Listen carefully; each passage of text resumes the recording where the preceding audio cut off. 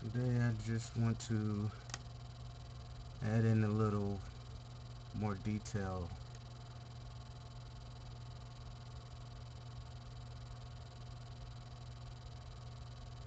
to this Iron Man. I've got about 20 hours into this picture already, so I don't want to really spend very much more on it. But I got into the details a little too soon on it. But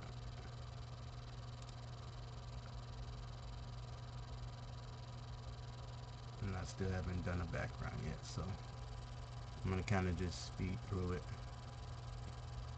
And for anybody that have any comments or questions, feel free to chime in.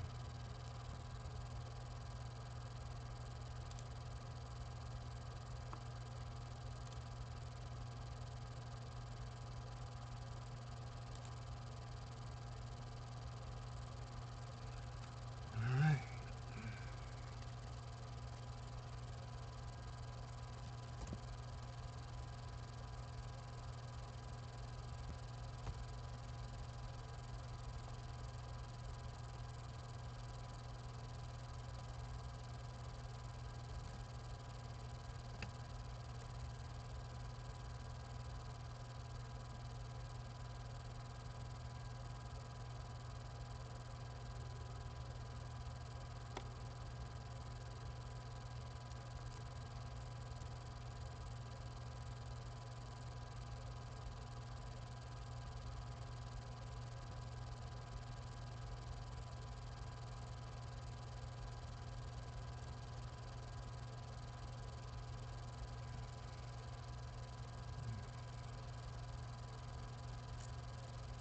So what I'm doing now is just recreating what was already created and just throwing on my little twist or what I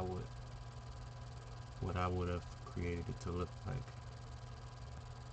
I think it's boring if you just draw the same picture with the same design that was already created.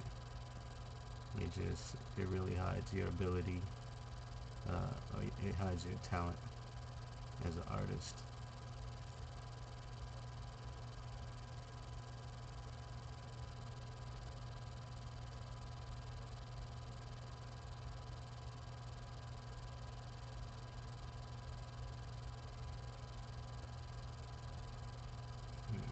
Let's see.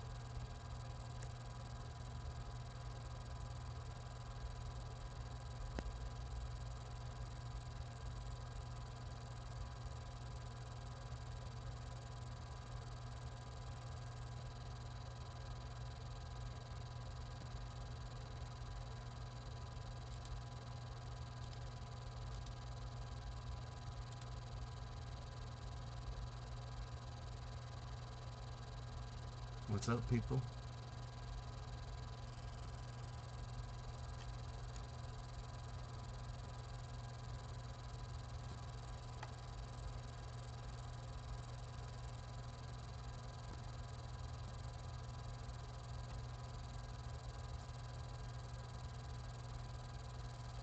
Can you guys hear me?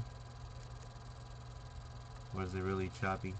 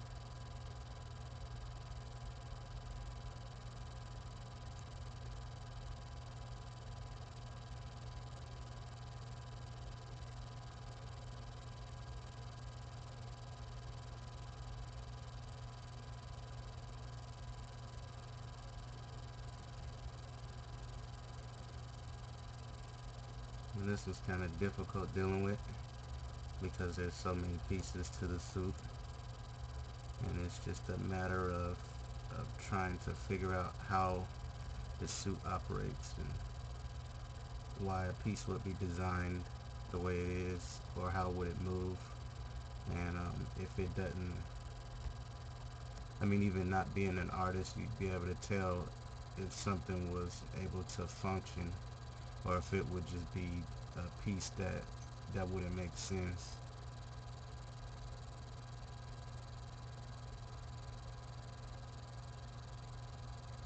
So drawing pieces, or putting pieces together that would make sense to a normal person is kind of hard.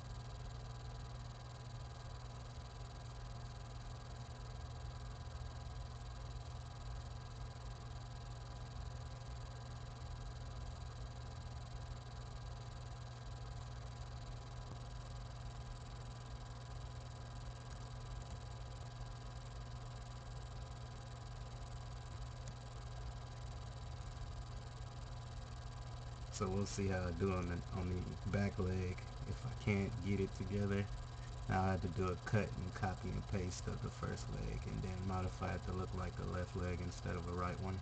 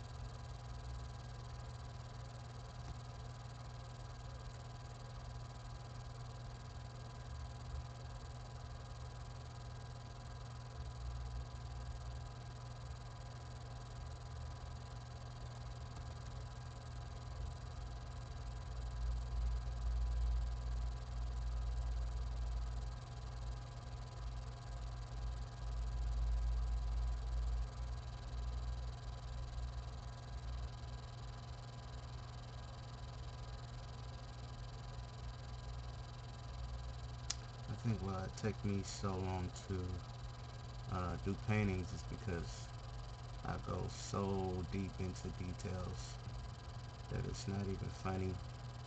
And before I know it, I'm 2 or 3 hours in and I only have like an arm or a leg done. And sometimes I have to jolt myself to move on from that piece and move into a different area and do something different, so that I'm not just wasting time on one piece that I really not sure if I'm gonna keep yet, or if I'm gonna throw it out and find another way I want to do something.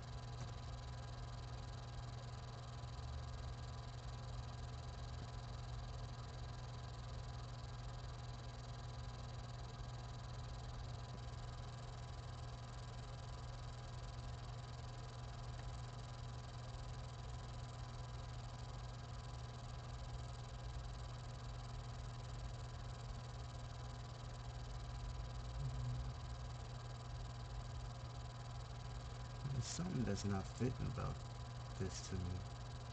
I can't figure out what it is or where the problem lies.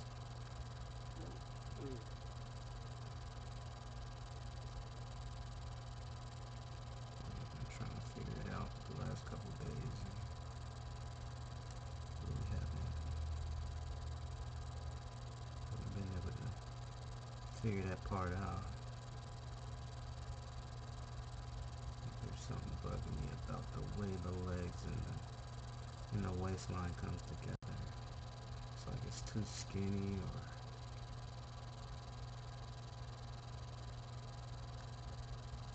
it could be it's just maybe there's too much leg showing. Let me see.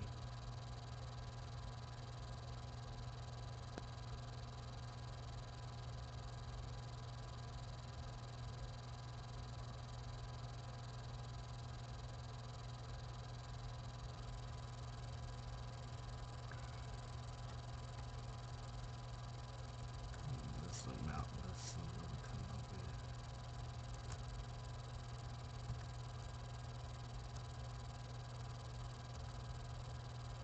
Where are we? So I think maybe it's this area here. What do you guys think?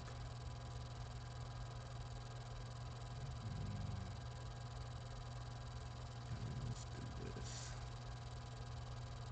Let's try to pull it out a little bit and see if we can get the video to work. Okay.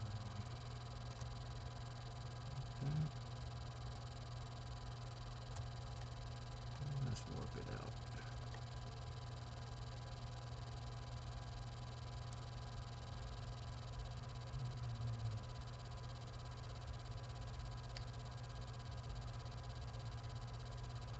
Maybe that's it there. What do you guys think?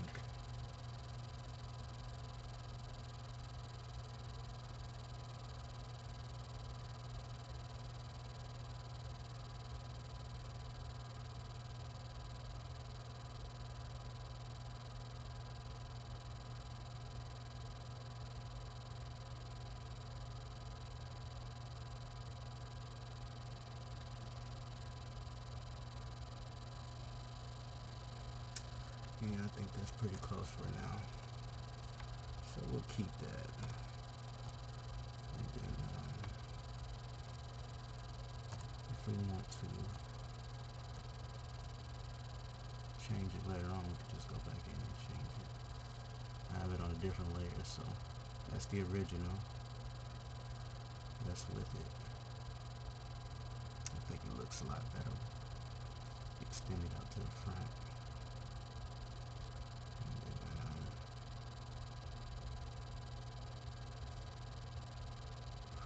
Let's see what we can do about this thigh area here. So it really does look like they're running into each other and not really working with each other to make this guy move very well.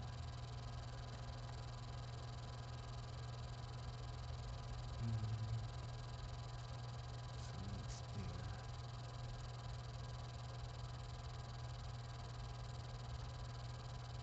And like I said, I don't want it to look identical. I just want to give it some sense of element, and also throw in my own design on top of that. So most of this is gonna get changed once I get the look that I'm going for and how I want his body to be shaped, or how I want the suit to be shaped.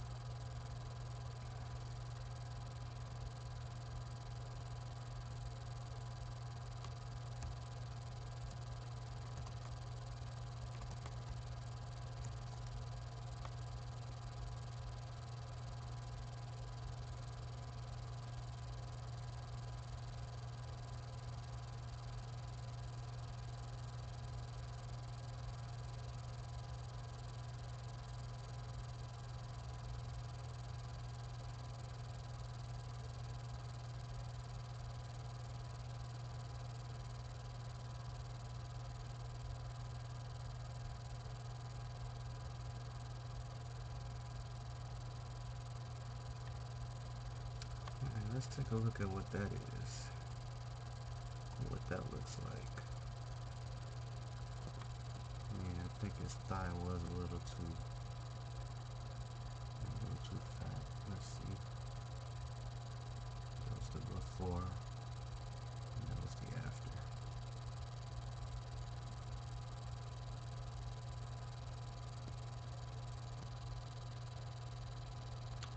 I could have did all this by liquefying. That would have saved me a bunch of time, but I didn't. So I just have to live with it, I guess. And make a note to do it next time.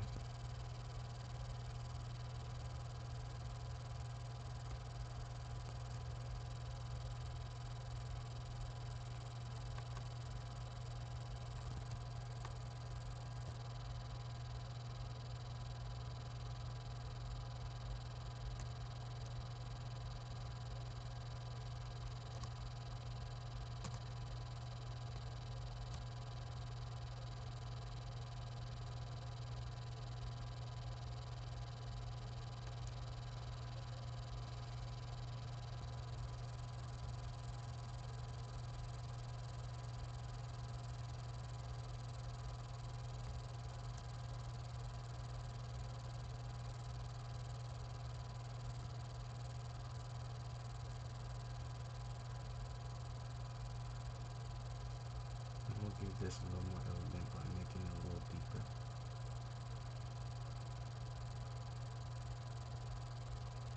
Maybe that'll give us a better look at the chastity belt as well.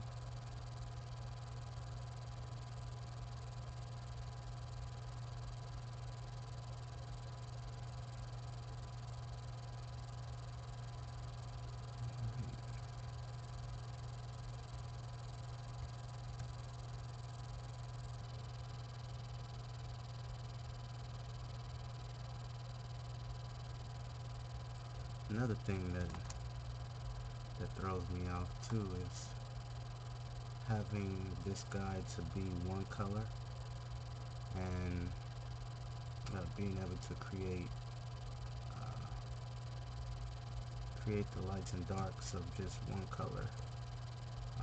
I guess it would have been a lot easier if I had went with just drawing him in black and white and then coloring him in afterwards. But I chose to challenge myself on this project and actually see where my skill lied. And I am having a bit of a challenge with it as well. I am really having a challenge with it. But challenge is always good.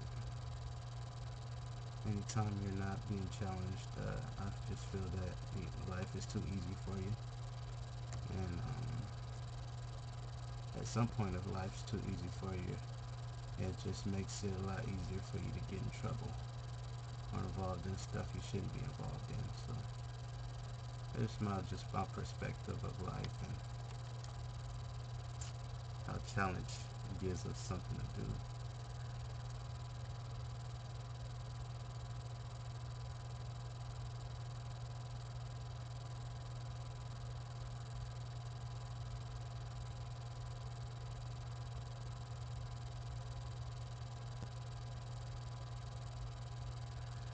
And shout out to Nicholas K, by the way.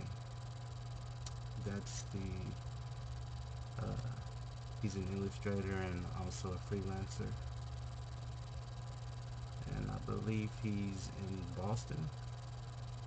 But shout out to him. My channel is inspired by his.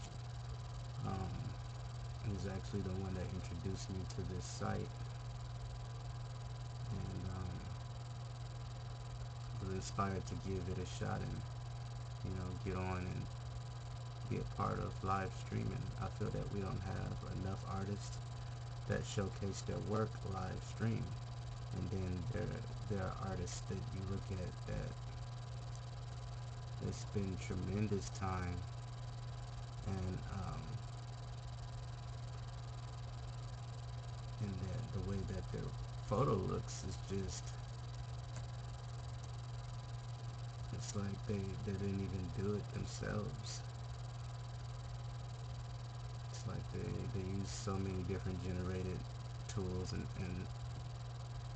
I'm not knocking, using different tools or whatever and patterns and stuff, but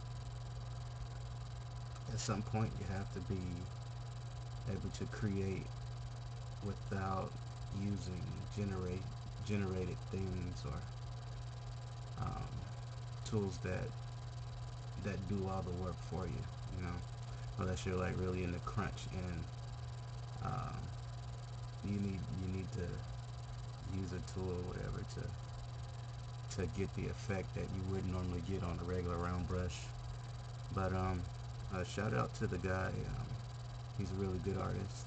If you can check his page out and his YouTube videos, tutorials. He has a great selection there that you guys could check out. And also, one of his dear friends, she's also an artist and a freelancer, and her name is um, Kelly Perry, and she has some amazing work as well. So check her work out as well when you guys get a chance.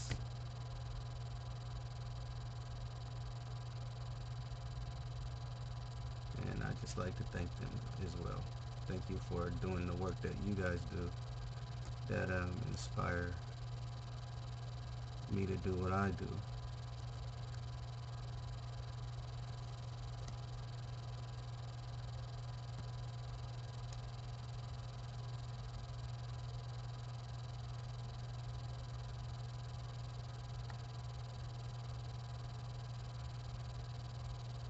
So this is the challenge I was talking about. This is the challenge. Um, Getting that back leg to look like the front one, with the sense that it is a left leg versus a right leg. This is going to be the challenge. But I knew that it wasn't going to be easy going into it.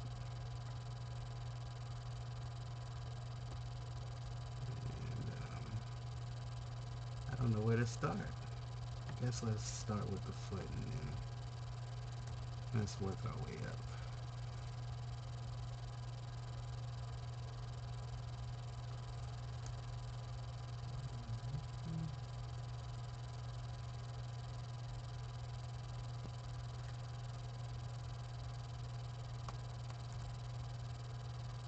And I find it where it's alright to admit that you're afraid to try new things as long as you still tackle them. What I mean by that is if, like for example, this picture here that I'm working on, I wouldn't say it's a hard picture for me to draw. Like if I was working with just a pad and pencil or something like that. But digitally drawing it is a whole nother level of art. I mean, especially the way I do it, because I use a tablet. I don't use like a pen display, screen display. So it's a little different. Not actually looking at the pen draw versus looking at a screen and not seeing where your hand is moving is a little bit different than what I'm used to. So um, that's where the challenge really lies, is within that area where I'm not able to see where my hand is moving or how I'm gonna be able to make it work. Let's try this. So we are getting ready to smash that layer down that I just worked on. This was the before, and this is the after. So we're gonna go ahead and smash that down so I can kind of maneuver his foot.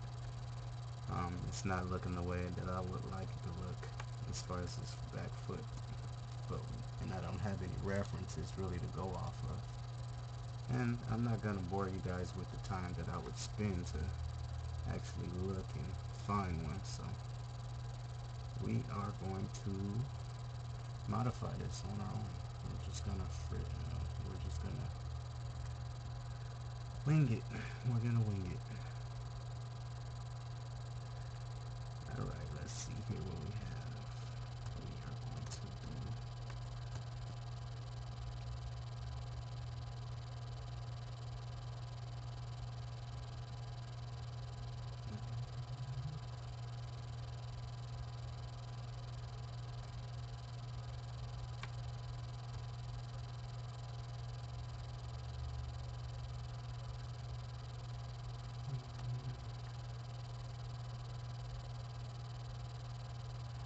alright, let's see what that does for us.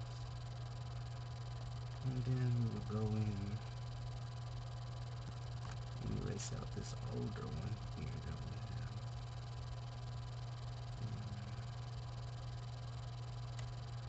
See what that does for us. So now we have to reconfigure this toe because it's not working for me.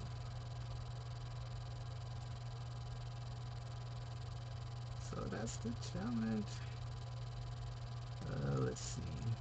Let's go with this brush here. And I'm using just a round brush at 100% opacity. I find that much easier than working with the texture brushes. I wouldn't get into those brushes till the end, where I have my lines laid out where I want them to be, and everything's looking good for me, you know. So I wouldn't focus too much on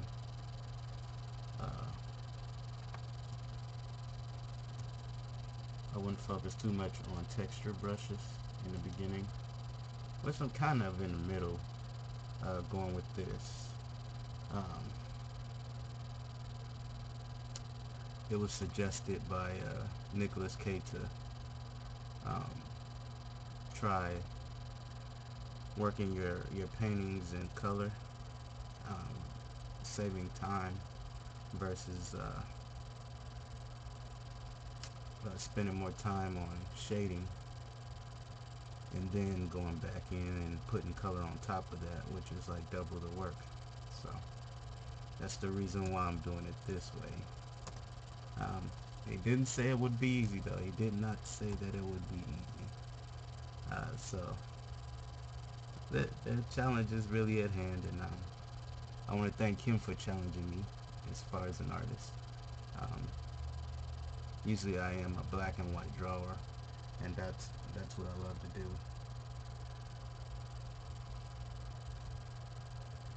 I love dealing with gradients. I'm somewhat of a gradient master.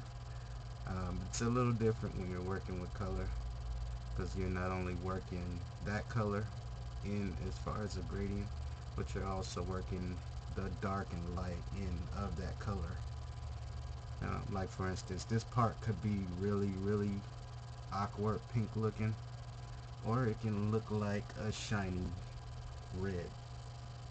And by shiny red, I mean like it underneath that would be red, and then on top would be what the lighter color is, or what the light reflection is that's bouncing off of that piece.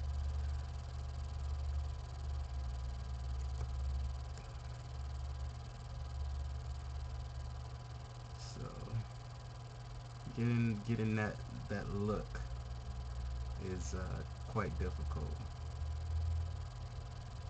He seems to have mastered it already, so if he done it, I know I can do it. It's just a matter of practicing and getting that tactic down. But I like it though. As far as the time that I spend doing it, versus the time I would spend coloring after going in and doing a gradient.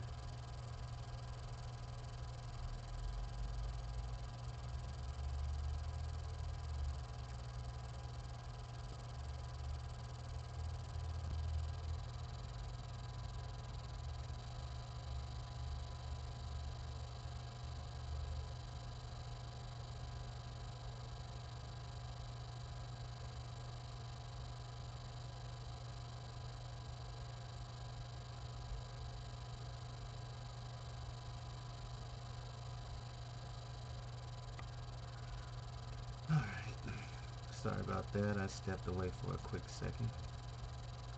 Got my wife on the other line texting me.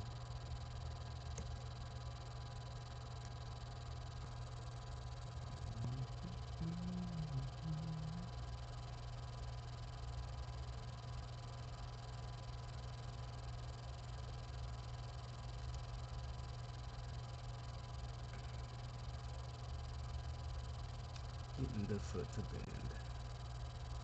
How do we get the foot to bend?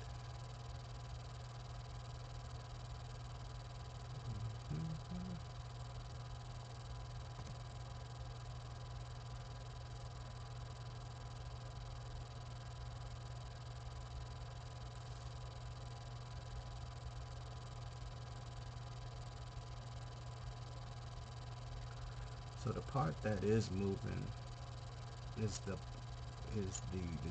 tip of the toe, and that's the part that I'm having a hard time bending out, because I do want it to look like he's actually running a little bit, and he's just kind of jumping back and shooting at his target from a distance.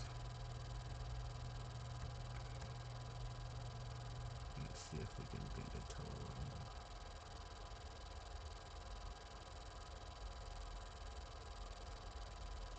And sometimes if the look is not working for you, it's okay to erase it and start over. And sometimes when you do that, that's the better option for you. It would be just to erase it and start over. I've done plenty of erasing on this photo here, and it saved me some time of recreating over and over what I'm working on now.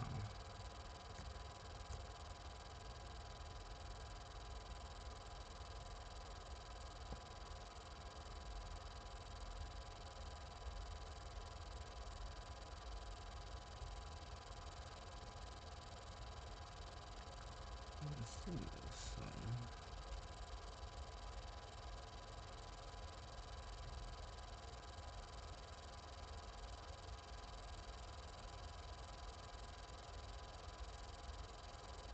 We'll go in later on and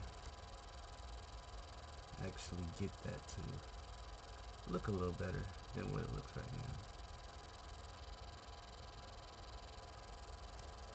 Still having a little bit of issue with that, but we're gonna move on. And if you find yourself stuck and you're working on your work, while you're working on your work, it's alright to move on to a different part. Sometimes that allows your brain to process what had happened in that area and what the problem is, and you can go back and make corrections later. And never spend too much time on a piece in a section where you can't see where it's going, or you'll just make it worse. I find that to have happened to me in my earlier years of doing graphic art, is that you can work a piece so much, and in working it, your mind is getting used to what it's looking like, so you're actually accepting what you're doing while you're doing it, is what I'm saying. So you can be satisfied with a piece, for example, and you like the way it's going, and then you come into a stumble block where you're not really feeling that piece, and you're scuffling trying to figure out what you want to do. Then at that point, you find something that you really like, and you think you've got it and you figured it out or whatever, and you save it or whatever, you're done for the day, and you come back to it the next day, and you're like, whoa, what happened? What the heck? What went wrong here? And most of the time it's just your mind adapting to what you see and telling you that you like it because you see it so much, or you're seeing it as you go. And the same difference for like music. Like for me, I hated that song "I'm in Love with a Stripper" by T-Pain. I hated that song with a passion. Um, and then I heard it so much that my mind starts to create this, well, that's a fine song, it's alright, I guess, because I heard it so many times. But at the end of the day, the song's crap. It's crap.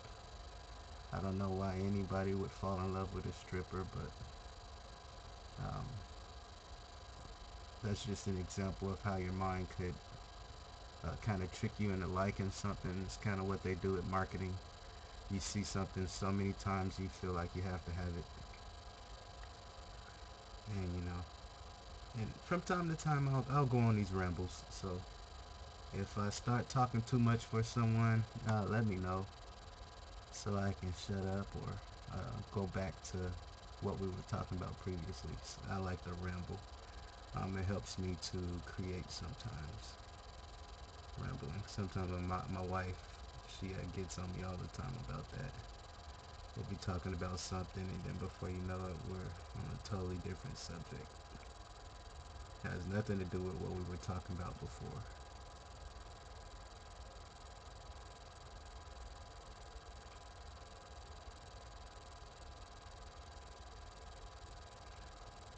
Alright, this is the fun part here.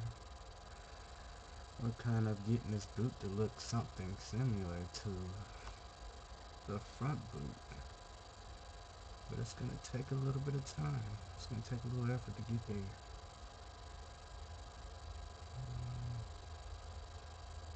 We have pieces and parts that go together, and you have to be able to see how it operates in order to understand it.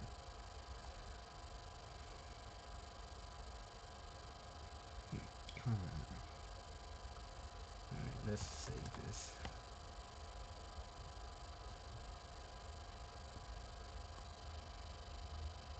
Normally it don't take this long to save. Maybe it's just because I'm streaming.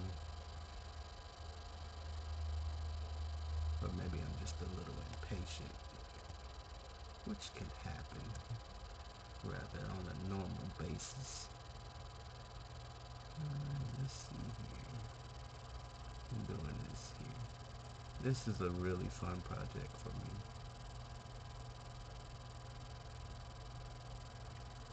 Because normally I would be chauffeuring my wife to school or something like that.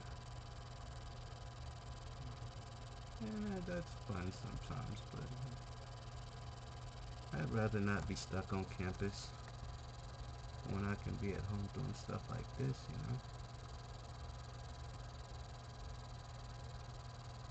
working on things to make us some money.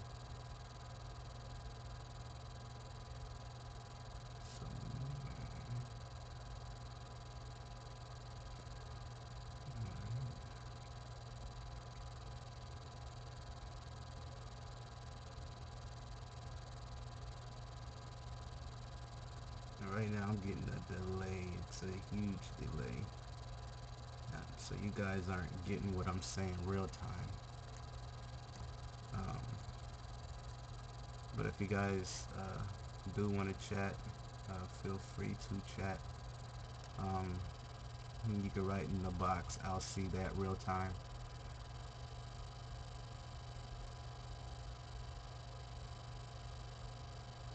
But as far as the talk I'm having with you guys are gonna hear it like 15 seconds after I get through saying it.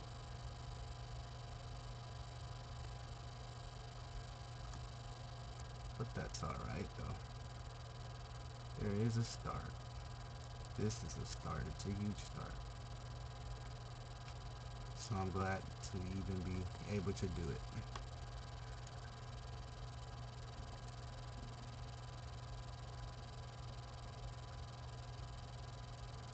So the challenging question is, how can I get that this area here to look more like this area. How do I accomplish that without totally killing it and hacking it away until there's nothing left? How do I do it? Well, I make a couple cool lines, right, with my darker color, and I take it and I work it until I see it form, while at the same time not overwhelming my brain that this is not supposed to be like this.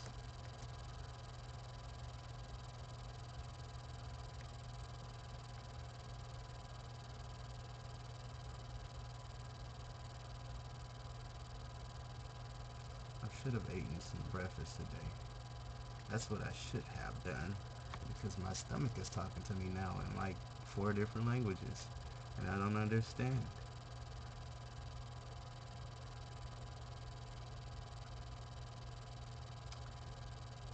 Uh, let's see, maybe I can go back up towards the top and start working in on some more of the waistline, or perhaps the arm, the left arm that I didn't finish, and I'd give my mind a break from this area here, and we'll come back to it and see what we need to change. But I mean, it looks pretty good though thus far. I am satisfied with the way it's turning out, and it is looking like a left leg. So, with that being done, let's take it into the top half. I can show you guys why it takes me so long just working on one painting, because I get in there, and if you zoom in you can really see how far in I zoomed in just to make that happen. So see how close up I'd have to be in order to really get those details in, like right here or in here, stuff you would normally see um, if you zoomed out. And I think that's my problem with dealing with painting. When I'm painting, like usually, I mean, I can do that really fast when I'm working on the sketch pad, but when I'm painting on here, um, you kind of want to keep a distance. You don't want to zoom in too far, because then you'll spend hours in one area, and it'll just be a big waste of time. Well, it won't be a waste of time for you, but it'll take up more time than you're willing to spend, especially if you're like working on a piece for a client, and you have a specific price that you guys have spoken over and worked out. You have to keep that price line, but that work still has to be done. So if the work isn't done,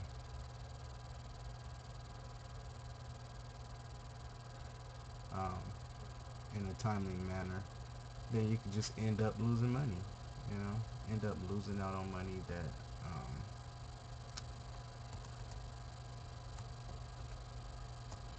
your hourly rate will just kind of cease to exist. So that's why it's important to kind of pay attention to how close of detail you're putting into something, and especially if you're painting. Paintings aren't really detailed, and sometimes it takes you to really go in, like zoom mode, in order to get to a specific area where you need to get.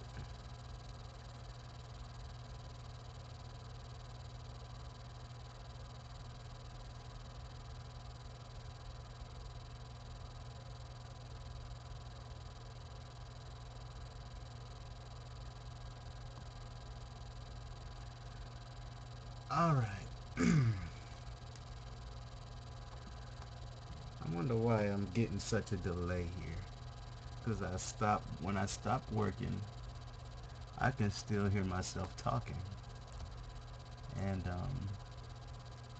it's kind of throwing me off a little bit to hear myself talking a few seconds after I'm done talking. I don't know if it sounds like that to you guys, or if even you can hear me clearly, because I hear little chops and stuff like that. But if that doesn't work out, what I'll do is, if the volume doesn't work out, I'll go back in later on and I'll boost up the audio and stuff so you guys can hear what I'm saying, and then also work on the quality of my streaming. As of right now, I'm streaming from a laptop, and yes, I did go and I had the opportunity to get a big laptop, so I ended up with a 18.4 inch laptop, and it is a Toshiba satellite. It's pretty good for graphics. I have 6 gigs of RAM, and I'm thinking about upgrading it to 8 gigs. I think that'll give me a little more range as far as working multiple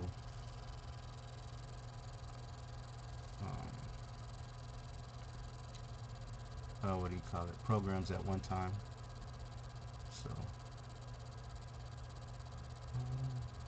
hopefully once I upgrade, everything will sound a little more clear to you.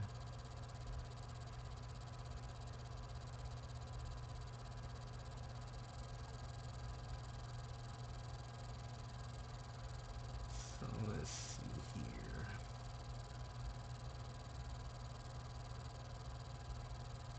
That's not what we want to do.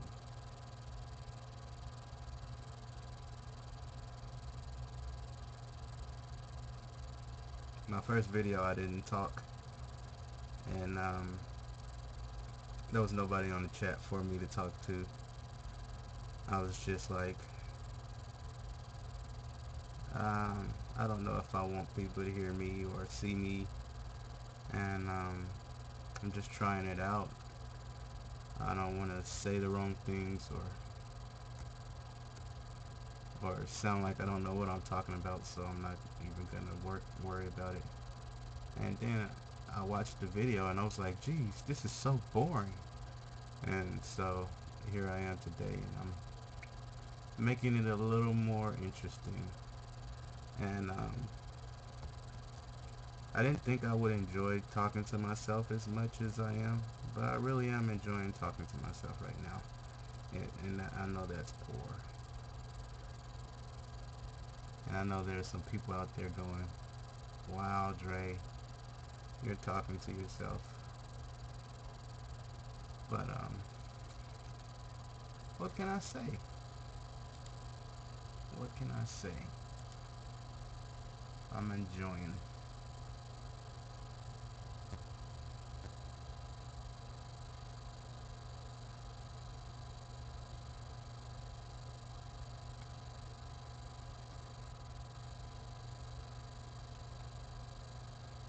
So, with that being said, I'll continue to talking to myself, and since no one else wants to talk, we will continue to work this image here.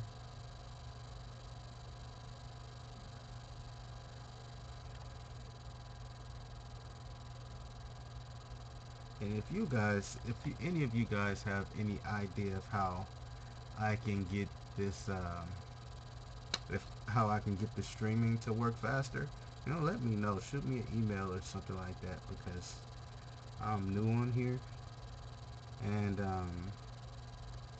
I don't mind having a better idea of how to work this stuff. So I mean, this is really it's only my second video that I have streamed. Yeah, I'm new to it. Still trying to figure out the bugs or whatever, how to do the things that I need to do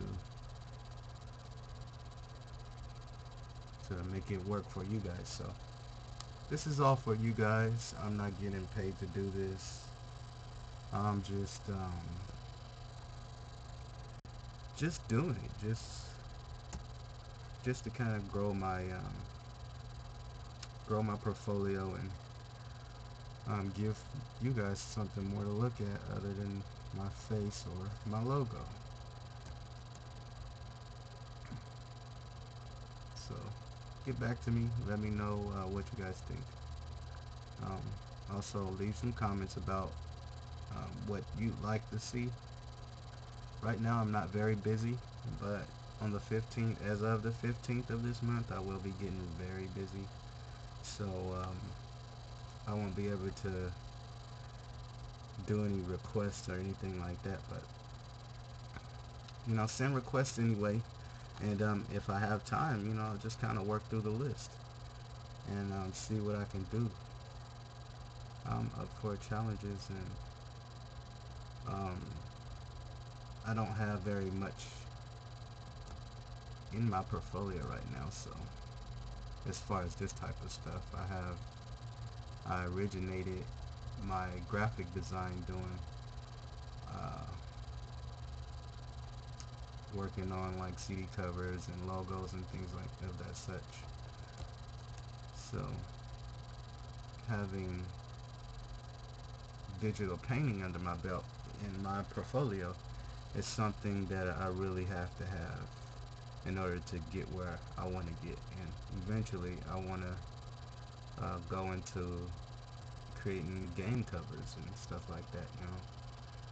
So that's where I would see my art going as far as my digital painting, and also one day even having a gallery maybe.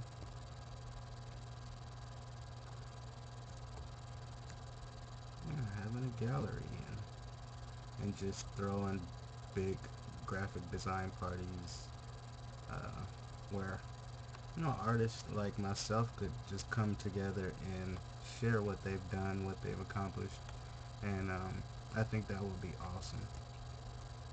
Um,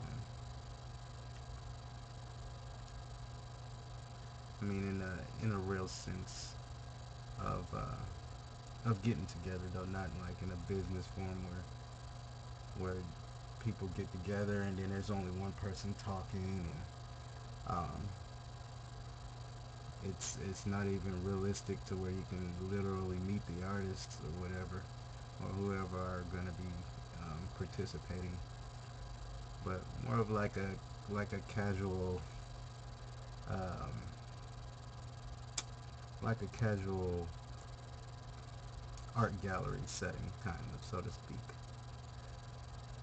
Like if I were to start an art gallery, and I would have like wine or like finger foods and stuff like that. I'd like to see that with digital graphic artists. And I'm not saying that they don't do it already. I'm just saying that there needs to be more of it. There needs to be more of a neighborhood, you or like our own country club or something, where we can just hang, just hang out and get to know each other on a personal level. I must say I don't know very many artists at all, and I've just recently moved to South Carolina, and it's kind of I where I find myself as far as building a good structure for my life. And I like that we don't get snow here. That's one of the greatest benefits of being here, is that I don't have to worry about, well, snow. And if it does snow, they'll shut the whole city down. So eventually I'll be working from home, so that's not going to matter for me anyway. Um,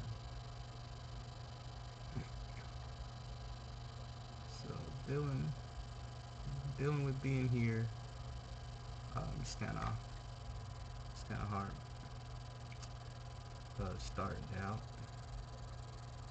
It's a little different here than I expected it to be, but at the same time, it motivates me to have a higher expectation as far as life. So like the whole thought of being here, the influence of the characters that I am involved with, it's it gives me all the better reason to be here and just be around some intelligent people. Previously, I came from Colorado, and I dealt with a lot of people that have, I mean, they're nice people, but they have excuses of why they don't have more than they have right now. And that's a problem for me. It's a huge problem for me because I literally want more than what I had. I want more, and I wanted more then. Um, but being surrounded in an environment where uh, there's so many people that aren't sure of what they want to do could be very bad for you, because that motivation, that type of motivation rubs off on you more so than the good motivation. And I found that to be very true in a lot of different ways. Um, like a negative vibe it'll pull on you more than a positive vibe will. And some will ask why. Well, I'm not sure exactly why, but it for some reason the negative stuff has a greater pull on you than the positive stuff, unless you literally submerge yourself in positive stuff.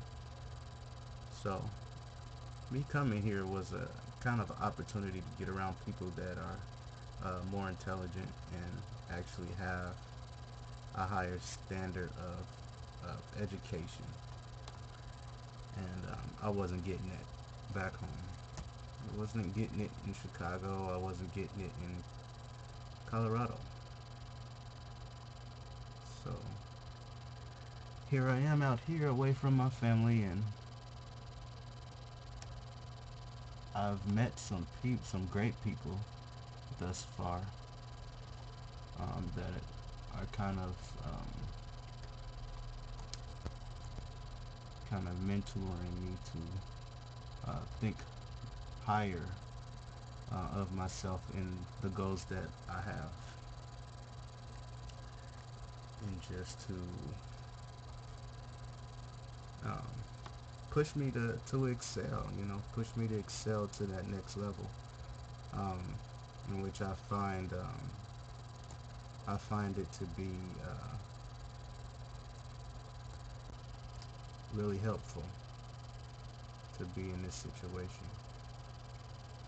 And also, I want my kids to have great opportunities as well, and I'd like to be able to describe to them what it's like to have, and what it's like to strive to have more.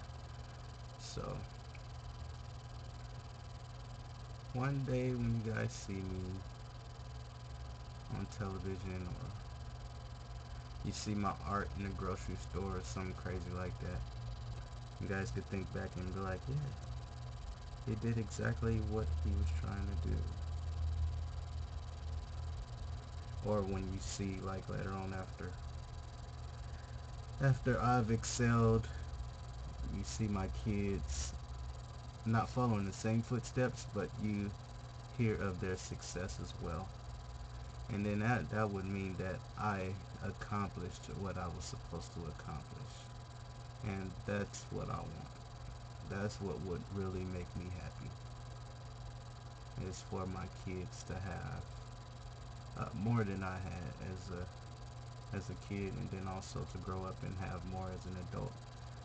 and just have more options as far as what they want to do with their time in life. Um, it's always good to have more time. I mean, who wouldn't want to have more time and more things that they can do with their life? And not only that, but who wouldn't want to really earn what they do with their life?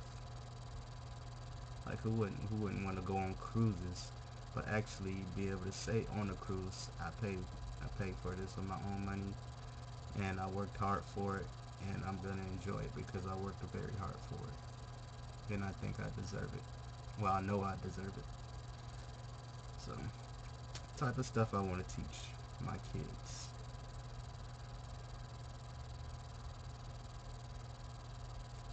And I'm just kind of nitpicking around with this picture here. Um, I've officially been going for an hour now. I think I'm gonna go for another 2 hours maybe, and then try to grab something to eat because I was so excited that I was gonna stream today. I didn't even think to get some breakfast.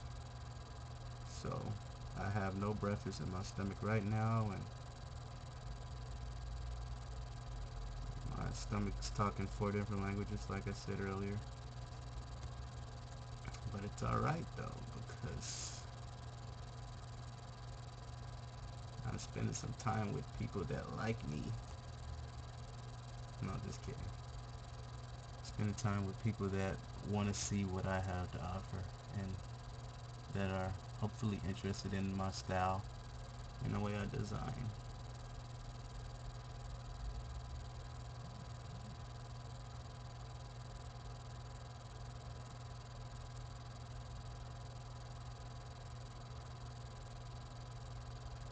Alright, alright, alright, alright, alright. Hmm. I find it kind of hard. If you're an artist, you probably could relate to this. Is that in the beginning of your painting or your drawing, you're like you're getting it done fast, and then you're putting in details here and there, and then all of a sudden you get to this slow part of your work where you're kind of just tippy toeing around it and um, kind of not even sure what to do next. I find myself in that situation quite a bit, where and that's kind of where I am at on this picture here. I'm not stuck to just one particular part of this picture, and it's because I've hit that mode where I'm kind of like, okay, what's more important to do now? Should I work on the brass pieces more, or should I work on uh, the hand a little bit more? Get that light source coming out.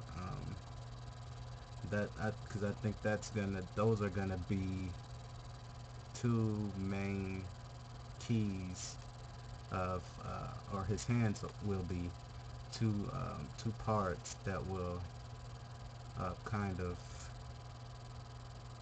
affect the lighting on his armor per se, because that I want that light to be blue. I want it to be somewhat of a blue source. So that's gonna change. That's gonna pretty much change the color of the armor.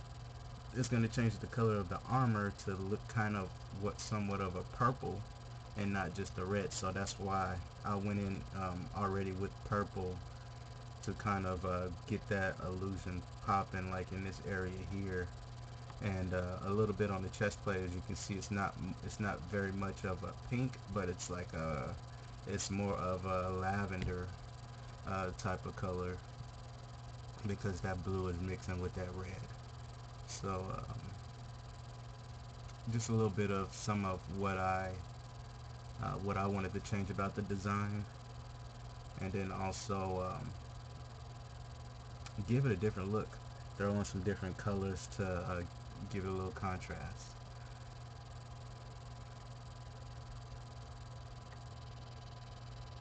Ugh. Now we're back down to the feet. Let's see what we can do about this, because I'm tired of looking at it. I am tired of looking at it empty like this. So let's see here. We're gonna go in here. We're gonna do a drop picker, and I'm gonna just go in, and I'm at 100 opacity. That's where I like to be at 100. The great thing about doing digital paint is you just paint on top of whatever's there, and you don't have to worry about the colors mixing on you or anything with 100. Um, the with When you get into your blending and get into trying to smooth out your colors, then that's when you get into dropping the opacity, and that gives you more of a color blend. Um, Rather than chopping it out and fully throwing a new color on top of the color you've been working with. If that makes any sense to anybody out there.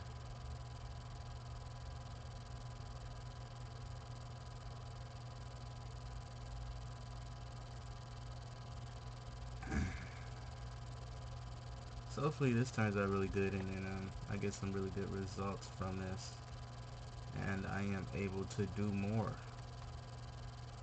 One thing I worry about is not being able to have time to keep this type of stuff up, because I do like doing this type of stuff. Um, but I will be starting to work shortly. I'm going to start the right way rather than work my career from home without any money to show for it right off the top. So I am going to be working, and it is going to take up majority of my time, but it's all for a good cause though. My family will eat, and they will eat.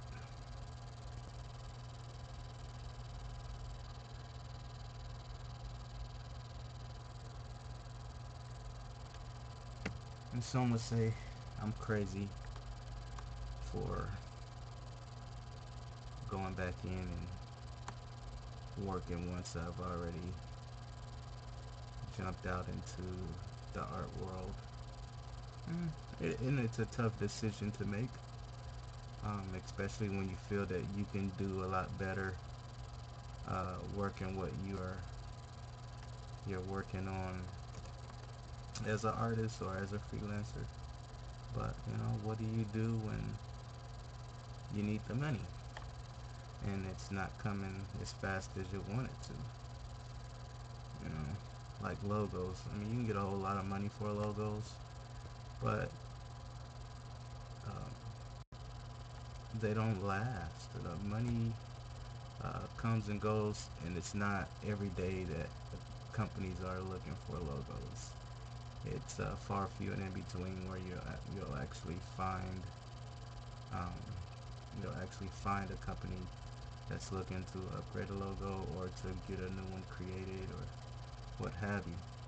But just the ability to do it, it doesn't come very often.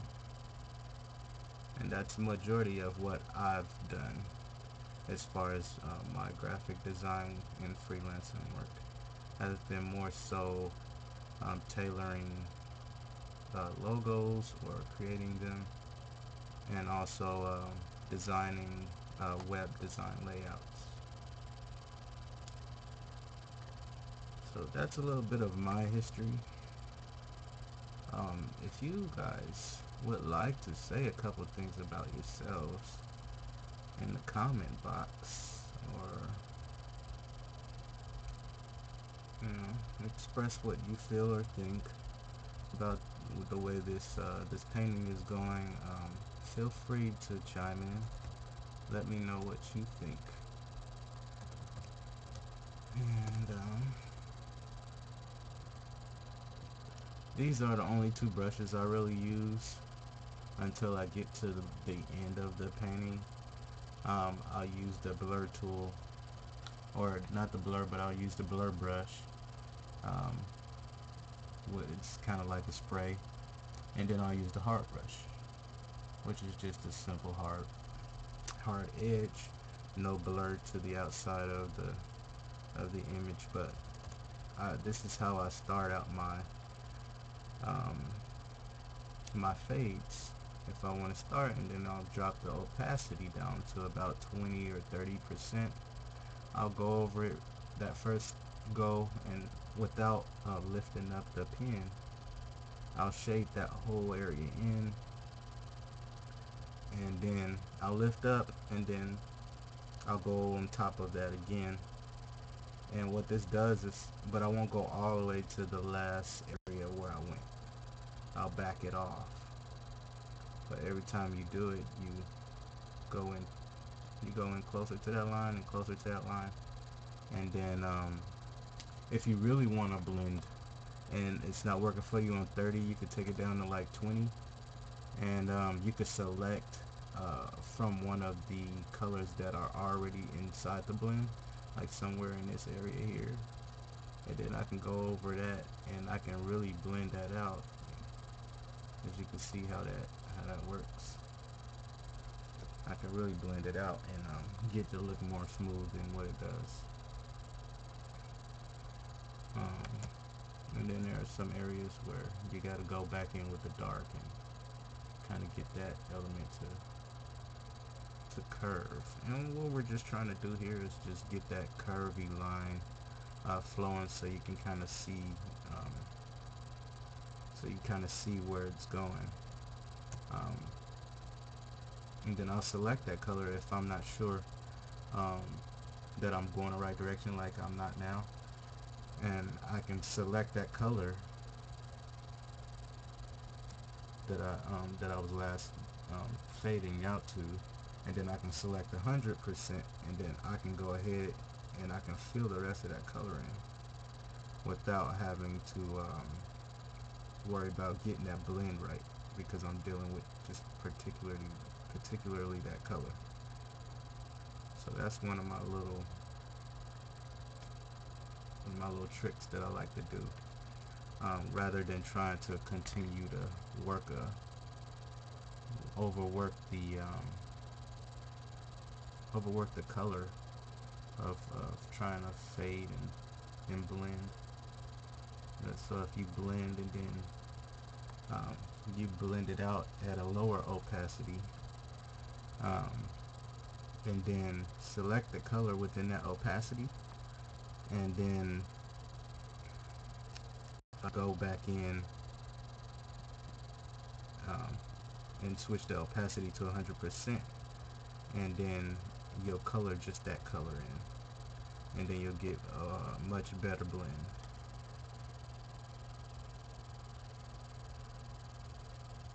And so I find that to work very, very well for me. If you guys have tricks and stuff that you like to share, feel free to jump in the loop and comment. Give comments, feedback. It's really good. It's really useful and helpful. There may be some newbies out there that really are new to the digital painting world, and just wanna figure out firsthand what the heck to do with some of the stuff or how to do some of the stuff that we're doing. And when I was younger, I wish I had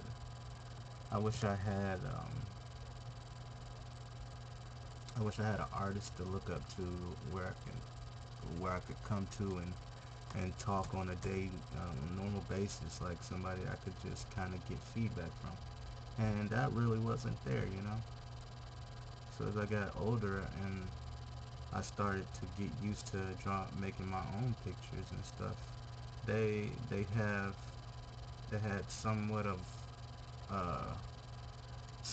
a realistic look, but when dealing with shadows and things of that such, it wasn't there. It didn't compare at all. to some of the work that I do now. And I didn't really go to school for this. I wish I had have went to school for it, but I would be a much better artist for it. But unfortunately, I didn't go to school for art. I went to school for fashion design. I worked on it. I went for 2 years, and I was doing this 3-year program or whatever. And that's another thing that's really important. If you're still in high school and you're going to school, make sure that's what you want to do before you do it. Because debt doesn't, I mean, school debt, student loan debt doesn't disappear from your credit ever, and it will kill your credit. So make sure that that's what you want to do as far as your life, what you're going to go to school for, and also go to a school that will transfer your credits. If you do not get into a school that transfers your credits, and you decide later on that you don't want to stay at that school, you want to go to a different one, you want to make sure your credits are going to follow you. Because there are some schools out there that will not transfer your credits over, and I think that really sucks. And it's a really unique way of wasting your money. A very unique way of wasting money. Now, when I went to school, I didn't finish because I stopped being eligible for student loans, and I didn't know much about deferring loans around that time. So I was going, and I thought I was doing pretty good. I was kind of struggling with some of the courses that I felt didn't have anything to do with what I was going to school for. And I think that colleges are very keen for doing stuff like that. They throw a lot of courses in there at you that has nothing to do with what you're going to school for, and it's all to get you to think on a business level, but at the same time, it just kind of throws you off. Um, throws you off. Um, so with me going to school, I was in it to win it at first, and then all of a sudden I just stopped being eligible for student loans, and I couldn't finish. And I checked back to see, just kind of where did I go wrong at, and what happened, why wasn't I able to finish, or why wasn't I eligible for student loans. And it was indeed because of my GPA failures. And young ladies, um, it was because of my GPA. My GPA, I think at the time, went down to somewhere around a 2.3, because what I did was I wanted to speed through the courses, right? So I got all of these courses, um, and I wanted to see if I could, get a leg up. So I get all these courses, and about a week or two into the courses, I figure out this is too much work. I'm not going to be able to do this. This is way too much work for me, right? So in doing that, I dropped those courses. And guess what? When you drop courses, the courses still go on your GPA. Just because you drop a class doesn't mean it's not going to affect your GPA. So I did the okie dokie. Okay, I did the okie dokie to myself, and I ended up, I don't even know if I said that right. In the end of the day, I end up with a lower GPA than I really achieved through my other classes, because I had somewhat of three classes that I had to drop, and I kept like 4 or 5 of them. So once that GPA dropped, um, I wasn't eligible for the student loan They at that point the GPA was so low, they didn't want to invest any more in me because of that score. I wasn't eligible for the programs that I was in anymore. So be careful when accepting classes. Those classes that you drop, they are considered a fail. And when you look back at your GPA, it will result it will have a great result of what classes you dropped or neglected to go to. If you're gonna go to school, and go to the classes. Don't make excuses not to go to your classes because you are paying money, and they're gonna make their money off you regardless if you're in class or not. So go to class. The only difference is you'll be actually buying uh, a degree rather than paying somebody just to not be there. And then at the end of the day, looking back and saying, "Man, I didn't I didn't graduate because I wanted to go and hang out, or because I wanted to be around the cool kids." And really, there's no such thing. If you're going to school, and there are people that that are at the school as well, you guys are going to the school for the same reason, and that's to get your education. So don't get caught up in hanging out to where you're not going to class, because they're going there for the same reason that you are, to get an education and to better yourself, or to learn more about what career that you want to fall into one day.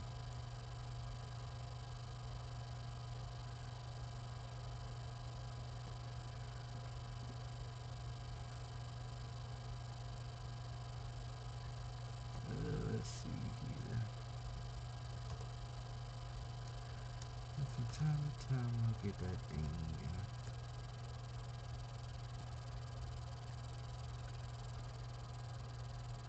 And as you can see how I kind of overworked this area a little bit. And now it kind of looks funny. I'm going to have to go in and do a little bit of tweaking to get this thing to look right.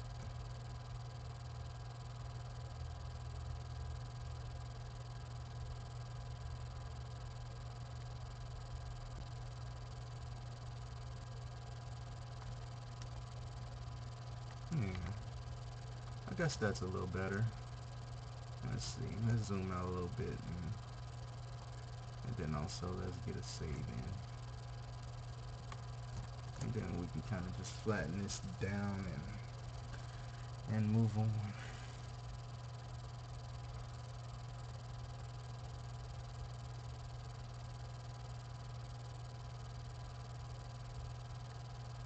Now normally when I'm doing my layers, um, depending on what part I'm working on, I'll pull up a picture and from my reference, and this is my reference sheet on here over here. But I'll pull up a picture from my reference, and I'll drag it over and I'll lay it next to my painting, and there's nothing wrong with doing that. There's nothing wrong with doing that at all. You can always move it out the way. Just make sure that you're not actually coloring on top of that picture when you do start to work, so I can get rid of that picture whenever. And then also I create a color chart that I can drag around as well, and the color chart is just there. um, it's there for if I feel like I need to I need to I need to go back to an original color after shading and things like that. I may want to go back to a color and I can't really find it, or it's way up at the top somewhere, and um, I'm not sure that I want to spend it. It's just a shortcut for me to go to and grab that color again. And then when I'm done working on the specific area, I'll move it around and see.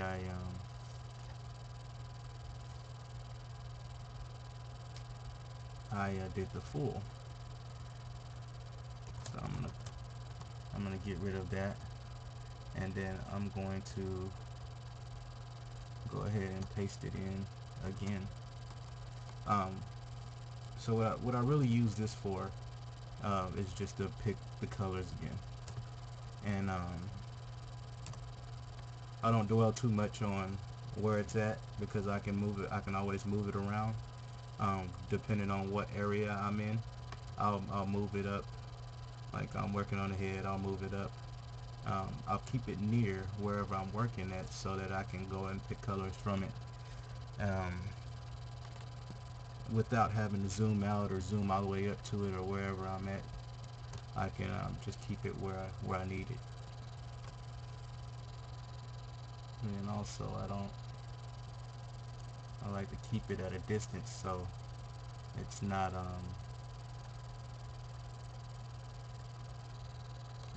going to interfere with the painting that I'm doing. And so let's go on ahead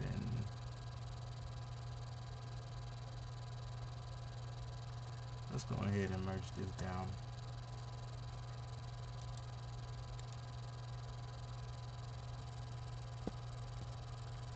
My goal though as far as school is to go back.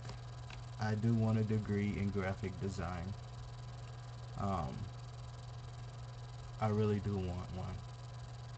Not just because it will be a great achievement, but I feel that it will give me the credentials, and it also um, will sharpen my ability to do what I do right now. Um, and that's what I want to do. That's my main goal, is to sharpen up what I do right now, and really get involved in some greater opportunities as far as art. Right now, the artwork, it comes too far few and in between. But I want to network and build up build up a nice base of people that I know that may be looking for work, or that may have someone who is looking for work. And the opportunity to be able to do that would be great. School is a great way to network. You go to school, you meet people, and you guys get really close or whatnot, and you end up with a person that either you can partner up with later on to help you once things get start rolling for you, and you'd have a person where you can kind of lay that work down to if it gets too dramatic for you, or you can just have somebody that you can go just straight into work with, whether it be like a team player or something that you want to do with that person, or in a business sense, if you want to start a business, and you guys just want to create something that you've always had the urge to do.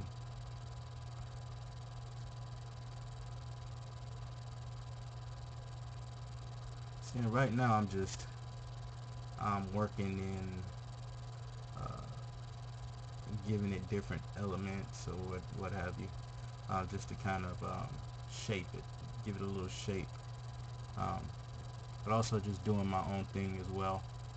Um, I really don't want it to look the same as the rest of the painting, or as the picture. I mean, I don't want it to look exactly identical to the picture. So that's why we are kind of working this in, so we can have that to be a little more. I don't like what I just did. And you can, if you don't know how to go back more than once, you can use Control Alt Z Control Alt Z will take your undo back more than once. Um, it's a quick and easy way rather than going into the history and clicking to see which one you want to stop back at. So that's a quick tip for you. And I have all of my shortcut keys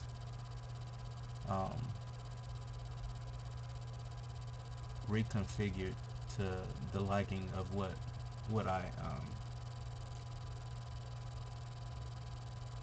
how I draw. So I'm a right-handed drawer. My left hand is the free hand, and that's the hand that moves around on the canvas or that moves around on the laptop the most. So that's gonna be the hand that I hit my short keys with, on my shortcut keys. So when I do that,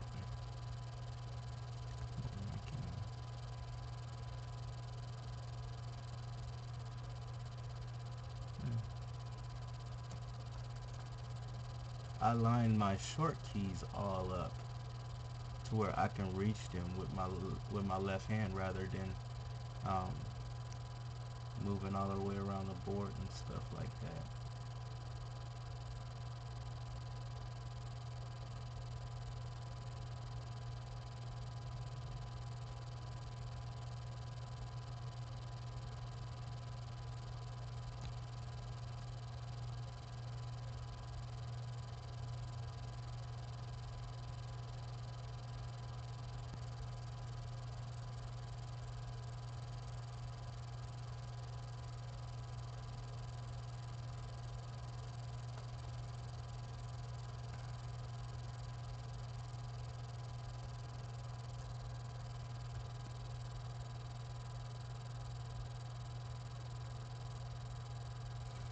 And I am using CS5.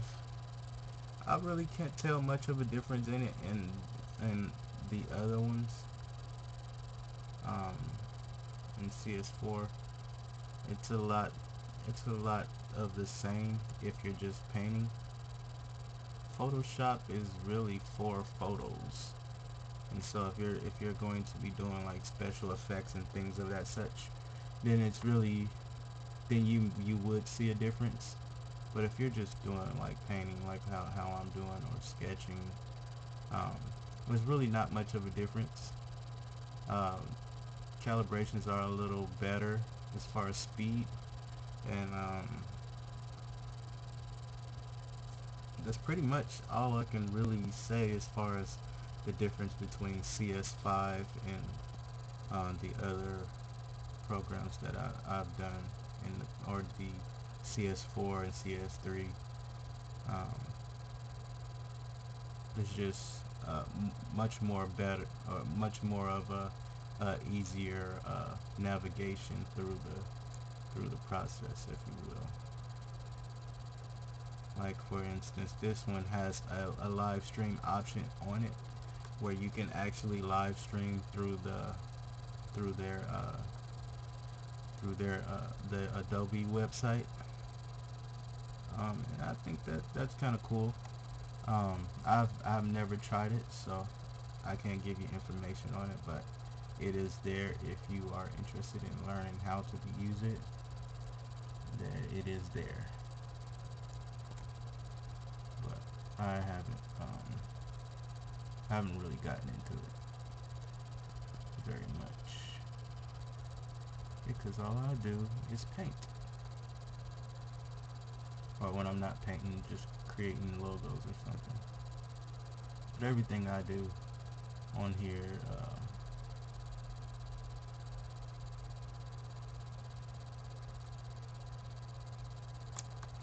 is a reflection of just mere talent.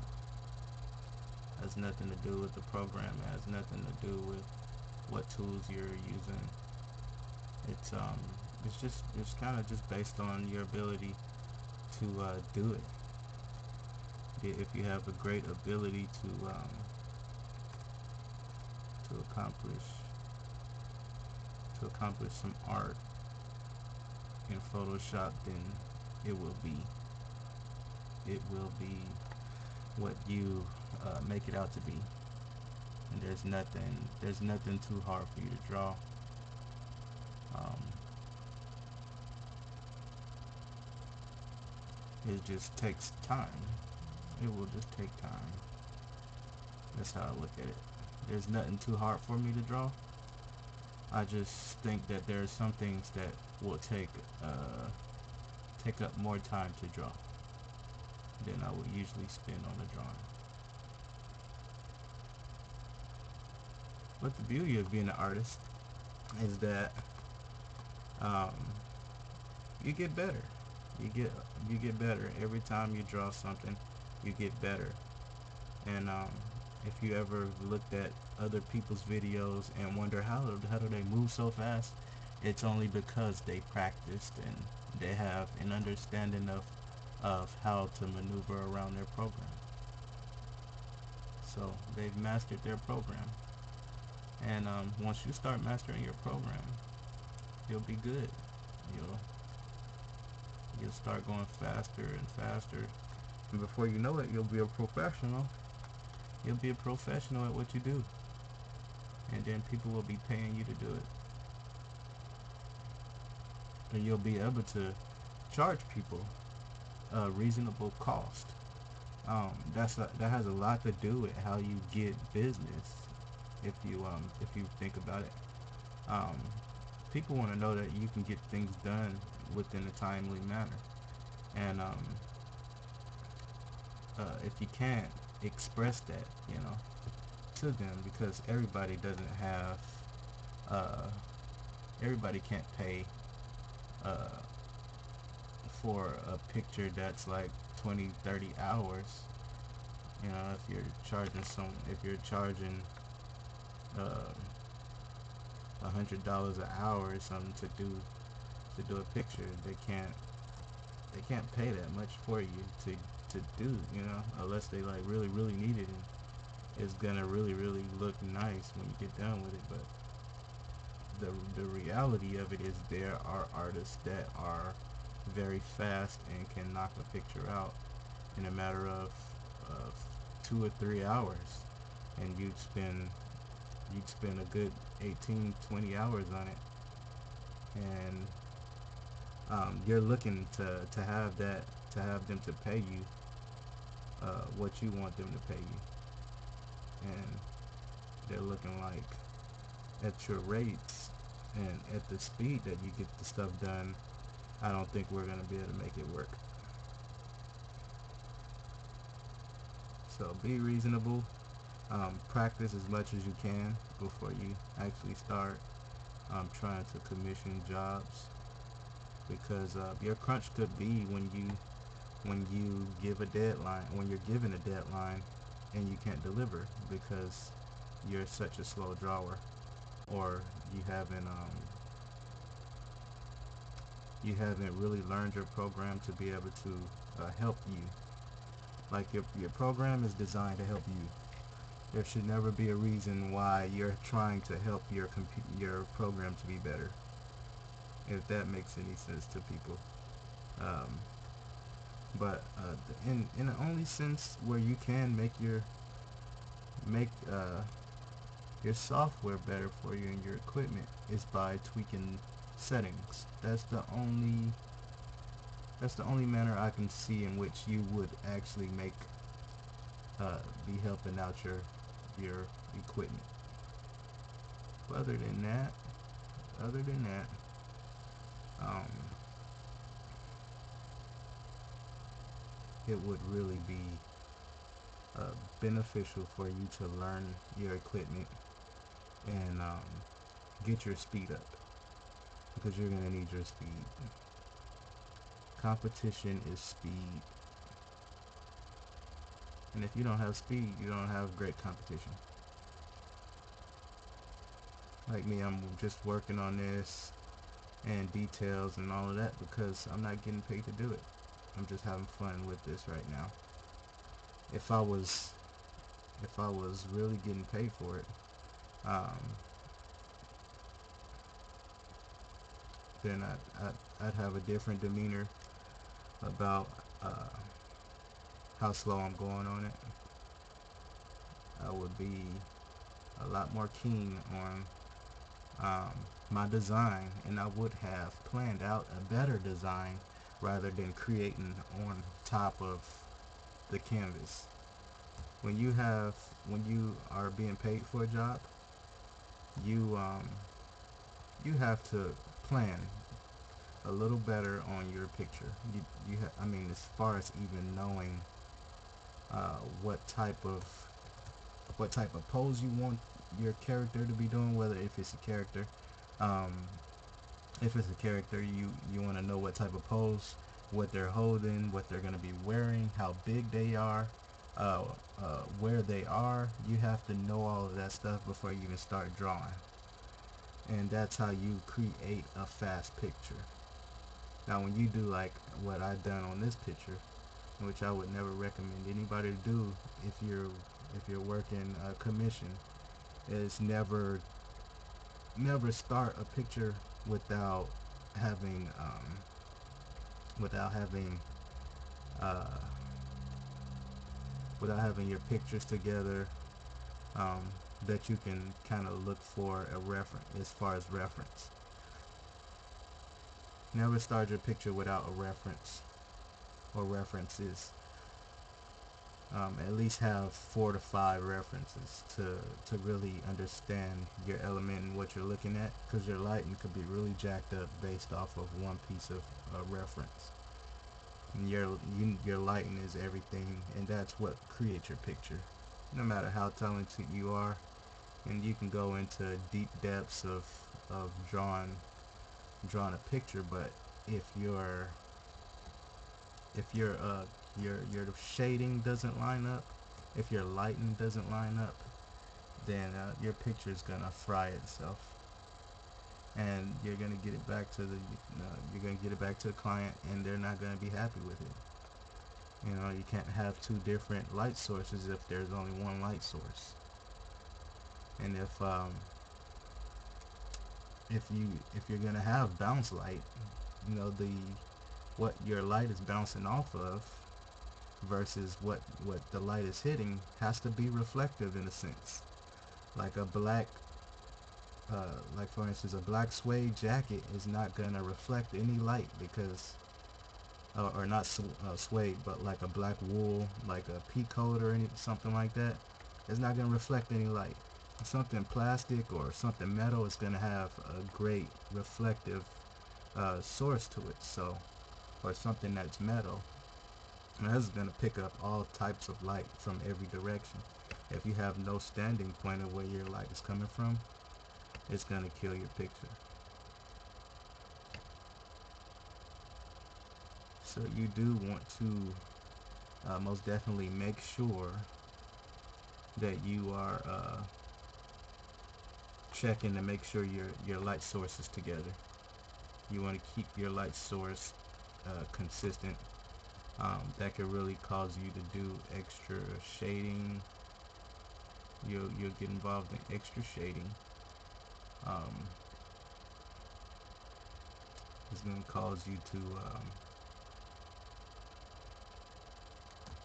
to spend more time on the picture than you intentionally meant to. And you want to spend the least amount of time possible on your picture, and you want to go through the least changes. And as you can see, I went through so many changes already, it's not even funny as far as this picture. And mainly just because I was going off of my own idea as far as how I wanted this picture to look. So keep that in mind. Try not to overdo the picture as far as light sources, because you want the character to fit in, and you want to give a good angle of the character doing what he or she is doing. And lighting would help that. Lighting will help either help your character grow, or it will help your character shrink.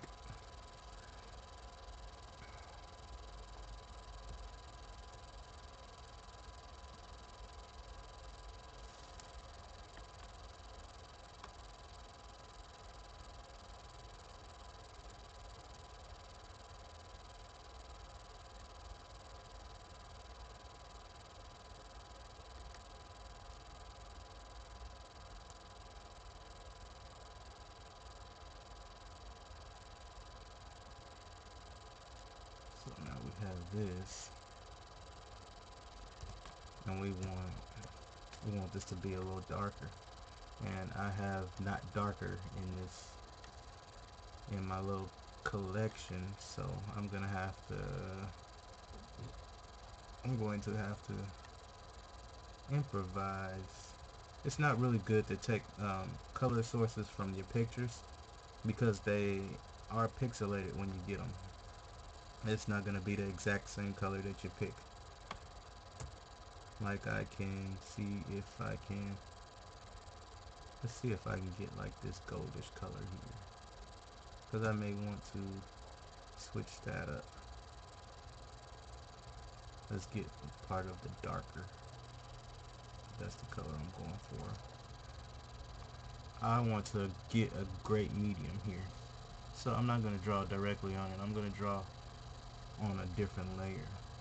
I'm going to turn it up, and I'm going to set it to about 20 opacity, and I'm going to see where I'm at. I'm going to give the blur brush, and I'm going to just go over it lightly until I find that tone that I'm looking for, because down here at the bottom is where the shadow is, right? So I got that in. I'm going to go over and hit it again with a new stroke. That first one was just one stroke, and I'm just going to keep it moving until I get all the way to this back area here, and this will become my new line. Then I'll select whatever that color was to blend out that one thing, and then I'll go over that and just right down the middle of that line and see how I blended that out. I'll color select that one, and then I'll do the same thing here, and I'll just blend that out. And that's pretty much how I get my blending done. And then if I don't want an angle, because I've been debating whether I wanted an angle here or not, if I wanted that angle to be hard or to have some sort of element to it. I still haven't figured that out yet, but I may blend that out. Now on this back half, it's got to look rounded. That's the whole goal. Right now it looks a little round, but it's more so flat. The reason being is because of this area here is not, that area is flat, so that's not giving any bulge. And then also this back area here is not giving any bulge. So it's not coming across as a round source. So what we're going to do is we're going to select that. We're going to go to 100%, and then we're going to draw in this back half.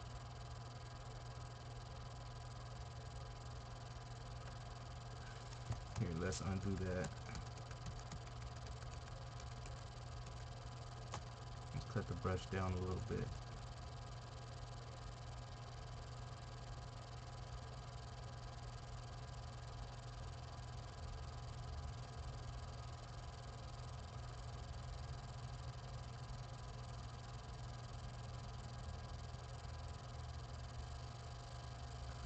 There. Now we can go up here, grab some of this red and pull it down and make somewhat of a roundness to the leg. And then we'll just keep selecting colors until we get the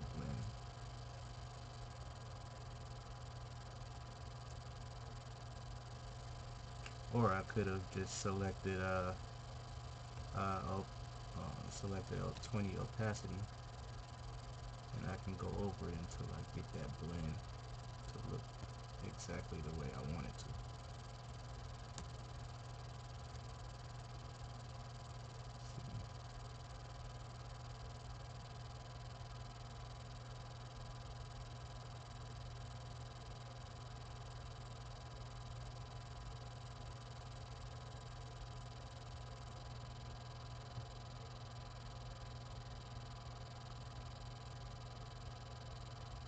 sometimes it takes a little more than just one goal to get this stuff to look the way you need it to look. But just think about it as in the light source sense. Um, when you're dealing with a curved area, you're dealing with a really light or a really dark side. The opposite side has really gotta be darker, of the same darkness as of the light side. So if I make, and it's gotta make sense. It's gotta tell a story. So the darkest part of his body is probably gonna be somewhat of this area here. But the lightest part, depending on what light is shining from it, is gonna be somewhat of a really light red. That's gonna be a reflective light. It's not the it's not a direct light, but it's just a bouncing light. It's just bouncing. Um, but once I get to a bright light, like up here around this chest area, that's gonna be somewhat of a light source. So that would allow that red color to be very bright. It's gonna be overwhelming. Um, but it's not gonna be the exact same color as the light. It's just gonna be a reflection of that light. If that makes sense.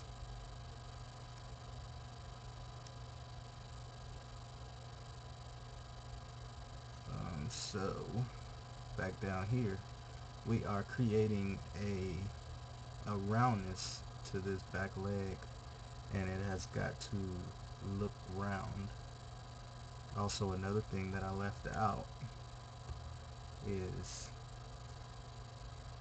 when working this arch area back here, which there has to be an arch because um,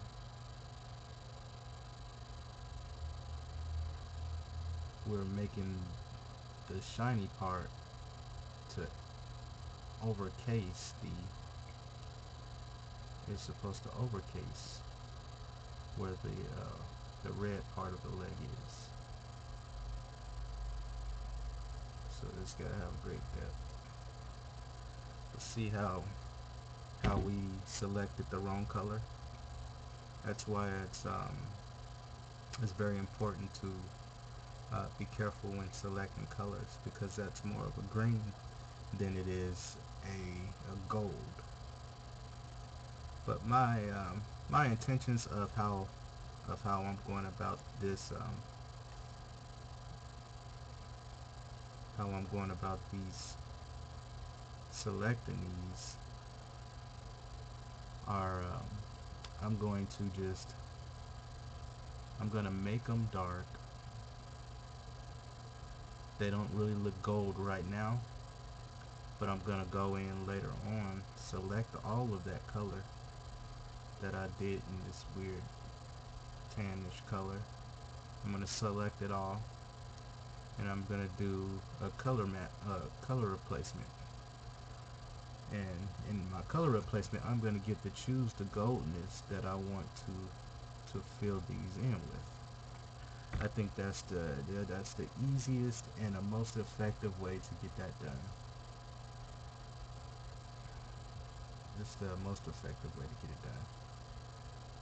So that's what the plan and the goal is to do. And then these here are to look like grooves coming out. And this part could be really difficult because I don't want to go too dark, but I don't want to go too light either. But I do want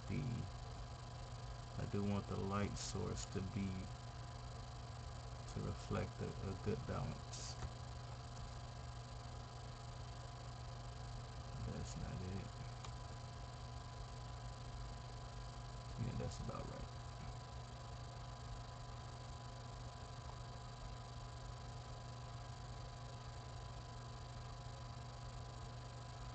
Alright, then we'll select 20 okay, opacity. Take up the brush a little bit. And then we'll go in and try to blend this out a little bit.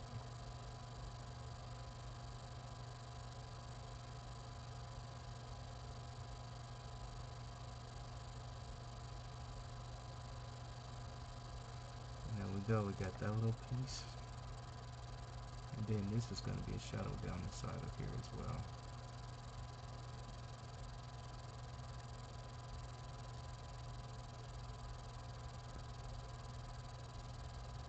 And that's eventually going to be darker.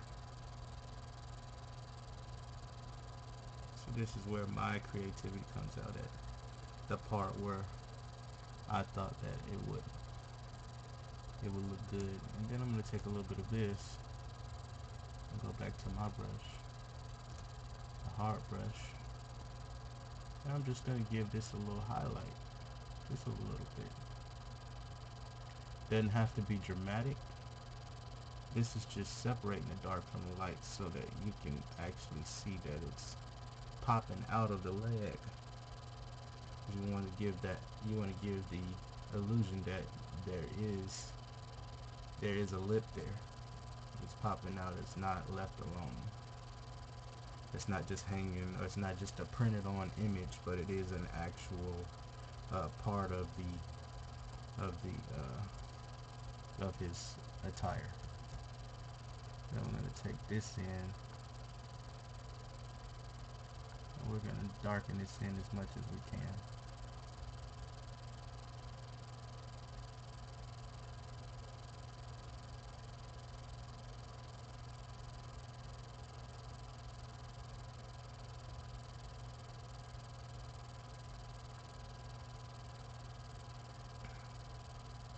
So there we have that.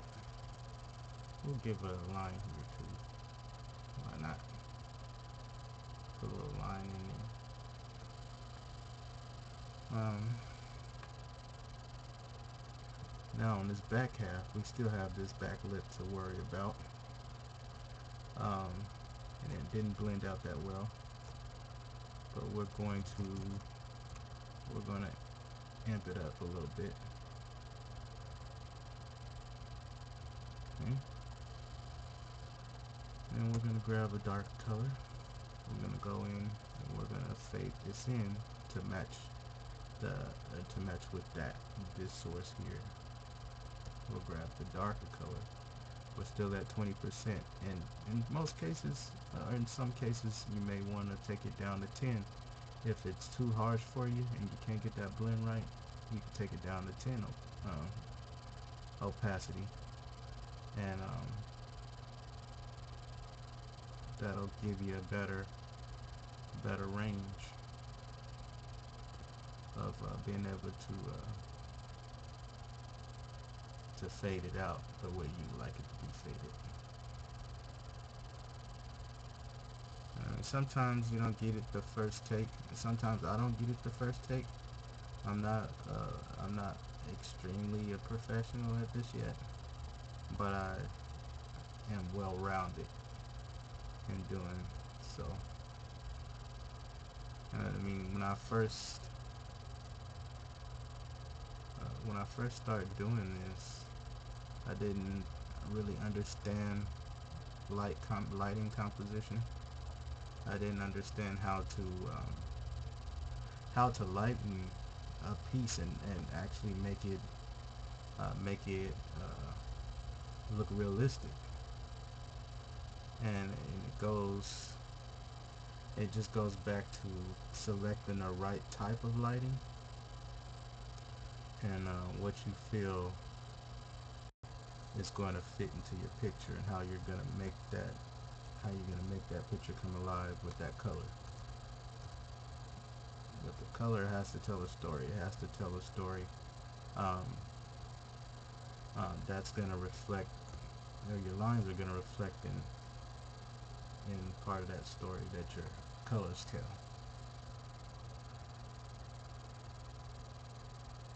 So now that we have that, we still have this lip that we got to worry about that's coming around here that we didn't get a chance to put any emphasis on. But we're going to blend that down. It would start really dark right there, and then it'll lighten out like instantly, almost as it's been exposed.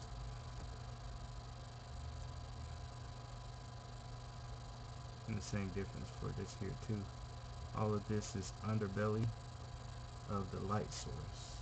There's no light coming down here other than a bounce, like if I'm depending on what I'm going to do with the background. But I'm probably going to just leave it like a dark gloomy New York style alleyway or something like that, where he's fighting some people down an alleyway. So I'm not going to focus too much on lighting right now. I can always throw lighting in later, as far as bounce light. Now as far as this goes, as far as the bottom part of his legs, which are not receiving much light at all, or should I say they're not going to receive any light from his I don't even know what you call those things in his hands. There's no light from those being shown at the bottom. All the light is going to be forced up through this abdominal area here. His forearm is going to have a lot of light reflected on it, and then this part of his leg, this the front part of his thigh. These are the only areas where light is going to shine as far as this hand, the left hand here. Also, there's going to be light down here and hit the knee, and then it's going to be a shadow, and then it's going to hit the toe. So if I zoom out, if I create a line of his light source,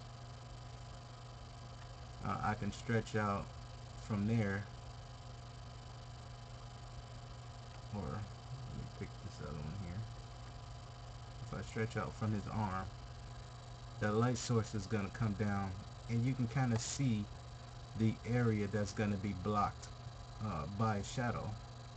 The tip of this right here is going to be where the shadow comes in, and that shadow is going to reflect all the way down to this part of the toe. So all the way down to that portion of the toe.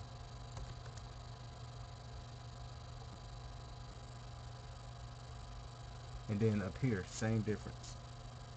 The only shadow part is going to be right here, going straight through this part, because that's the part where the knee is kind of overshadowing.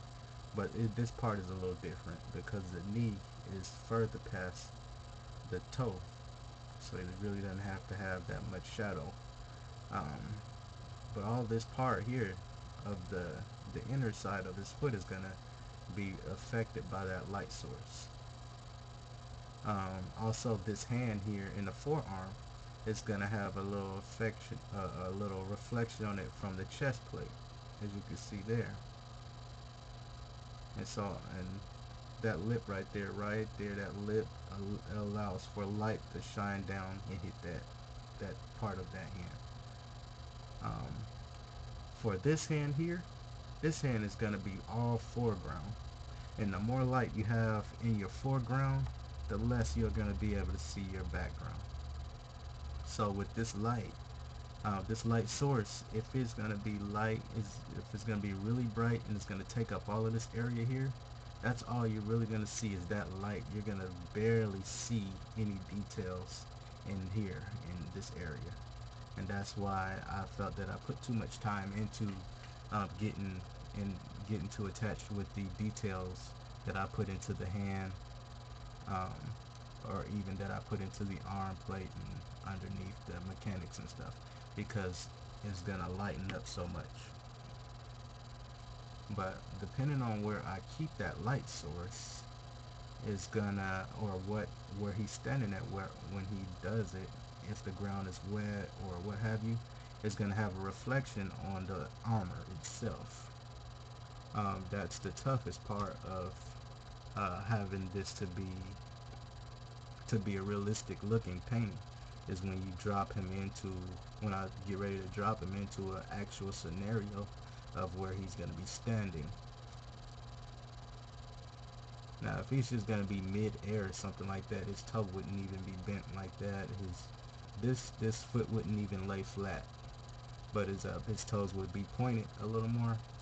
Um, then I throw some clouds around them and what have you, some smoke, cut a little fireworks, and it'll be done.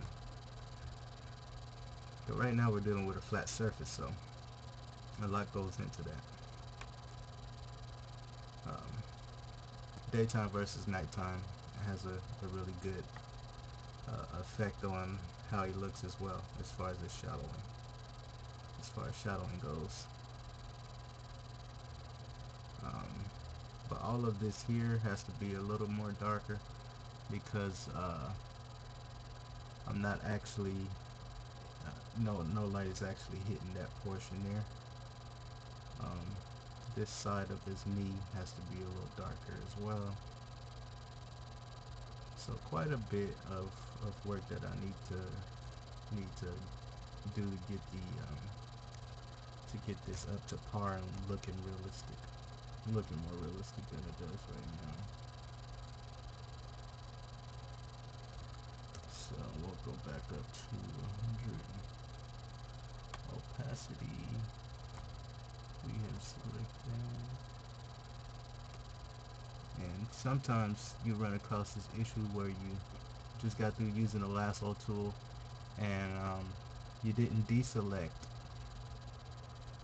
um, sometimes, and you have to just go back and undo or select your marquee tool and then hit it and tap the screen or whatever to get rid of that deselection. There's a short key selection that I'm not very sure of, but there is one that you can use as well that will allow you to deselect without having to select a different tool. I haven't used it. I'm not very sure of it, but it would be beneficial for me to learn because that would save me time in the future.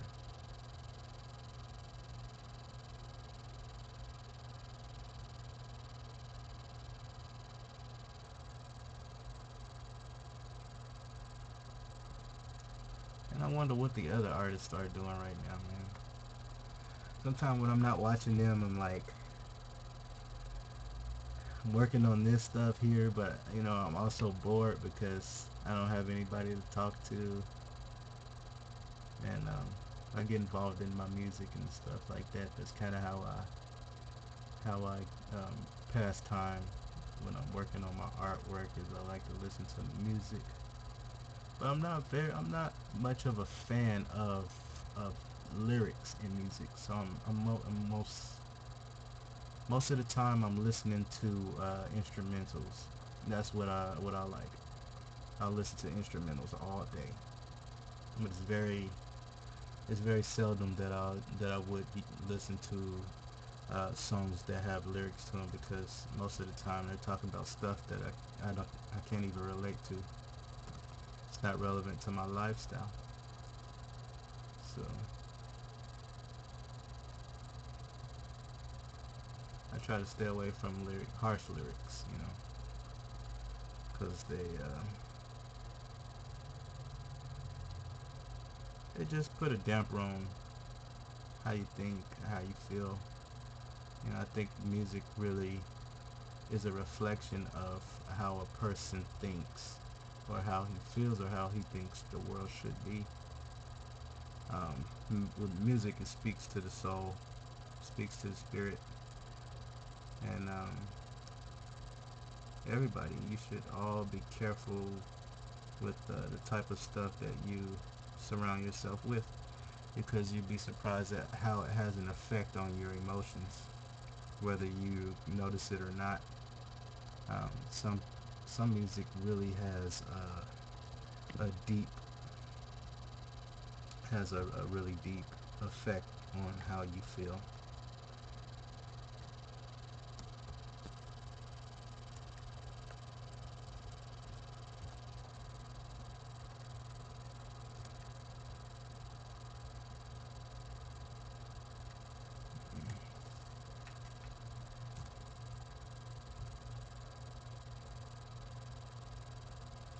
And I just noticed that this knee wasn't straight. So I have to go back in and change up some stuff to get that neat looking the way it's supposed to. And then get my eraser out and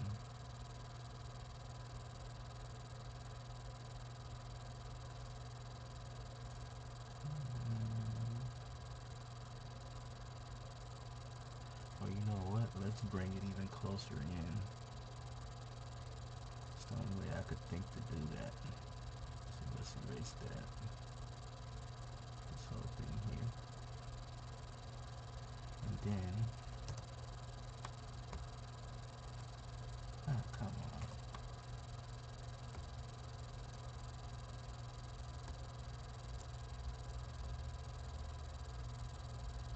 Alright.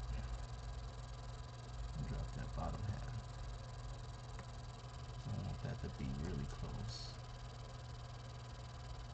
I want this to be a little more close to.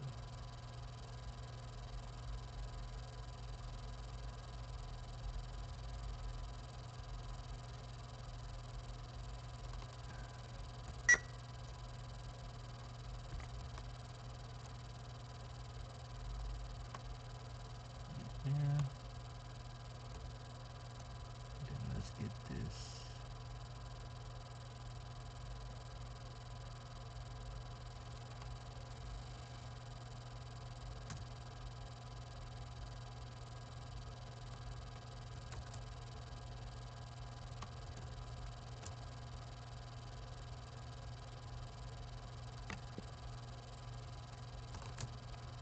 Like I said, sometimes it's alright to zoom in if you have to.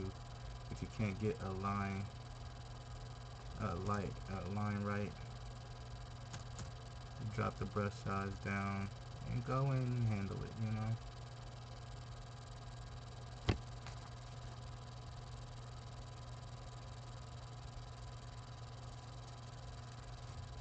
Go in and get it done.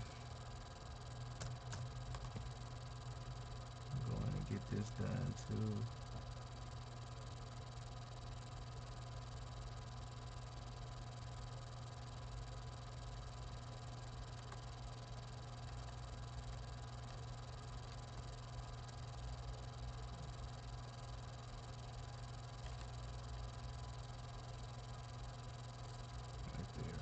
Let's go ahead and merge these two in. Of course, we have our color. We have the color that we want together already. I'll give you a before and after view here.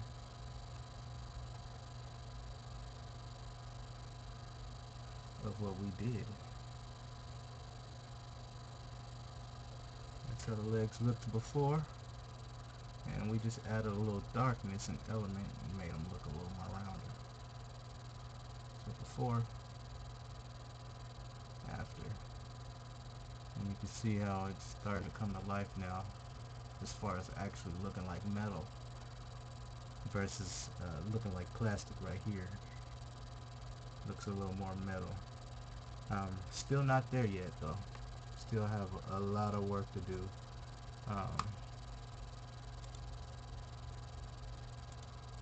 So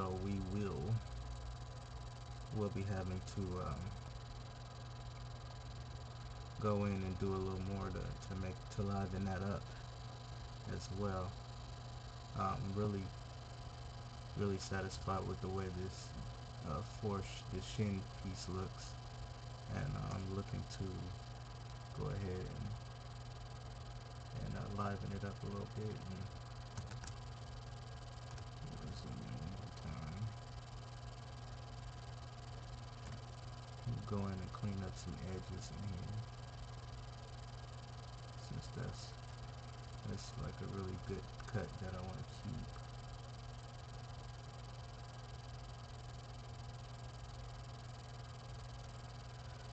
See, and sometimes when I'm working a piece, I have favorite parts of the piece that really turn out the way that I want it to turn out.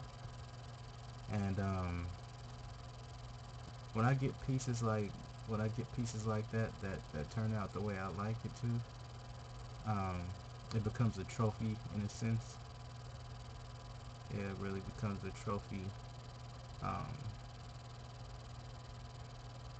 as I look at it though, it's still looking, the element is off a little bit. So we're gonna choose the lasso tool, and then I want to change the lasso tool. If you're doing uh, hotkey lassoing, you can hit the L key to lasso, and if you want to change your lasso, you just hold the shift down, um,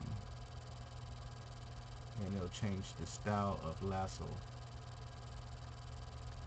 You hold the shift down while you're tapping the lasso key. That allows you to that will allow you to go ahead and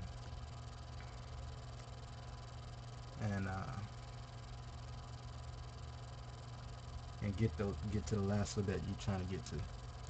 Now after I do a selection, I'll do a Control J, and I've learned this from Nicholas K. And what it does is it creates a new layer of what you just lassoed, and then you can press Control, and that'll allow you to move it around. And with this, with creating that new layer, you can delete it if you're not satisfied with what you're doing. So if I take this away, that's what we had lassoed on that new layer that we just created, and it sits on top of the old one.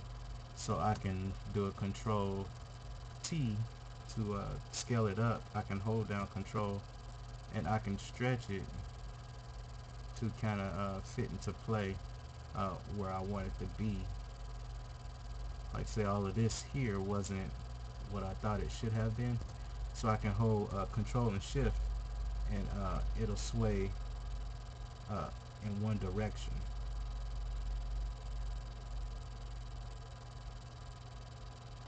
And then I can hold Shift and then pull it down, and that'll allow me to get my angling together.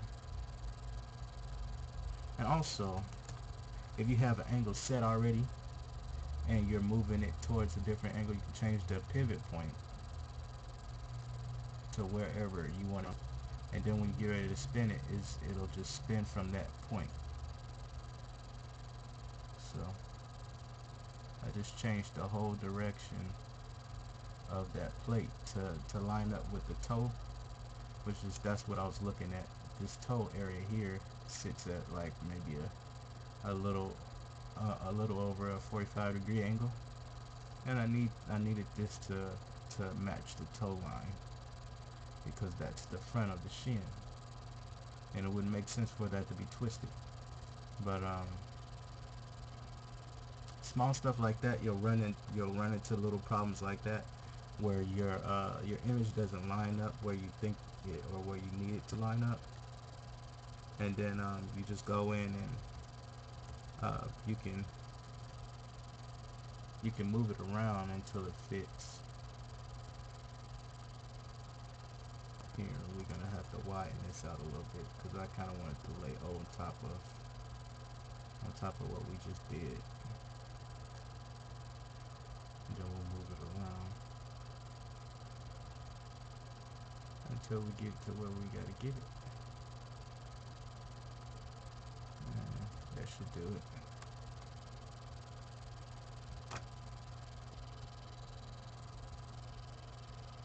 So if that doesn't work for you, then there's always other options, like painting over it again and trying it again, which there's nothing wrong with doing that. There's nothing wrong with painting over your objects at all.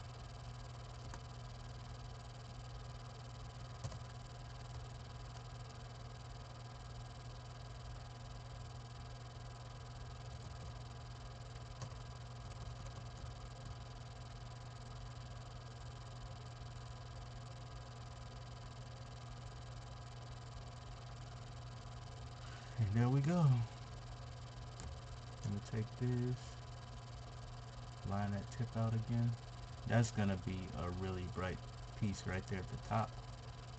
When I get ready to get to that part, I'm gonna take a little bit of the white and I'm just gonna outline the top source, and that will be like the brightest point, but it's not gonna be that thick. It'll just be like a little highlight. It doesn't have to be a really fat white line. It would just indicate how bright that light coming off his hand really is.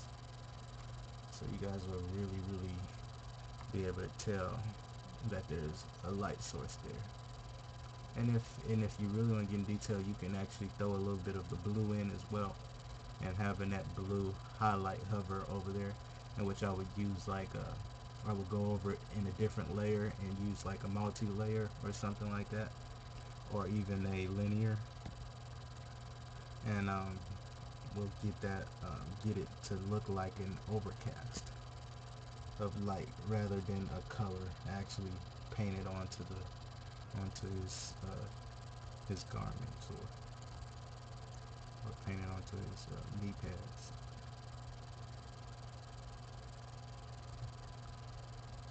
So now just adding darkness, man. Adding in darkness allows the painting to grow so much that it's not even funny, and you'd be surprised by how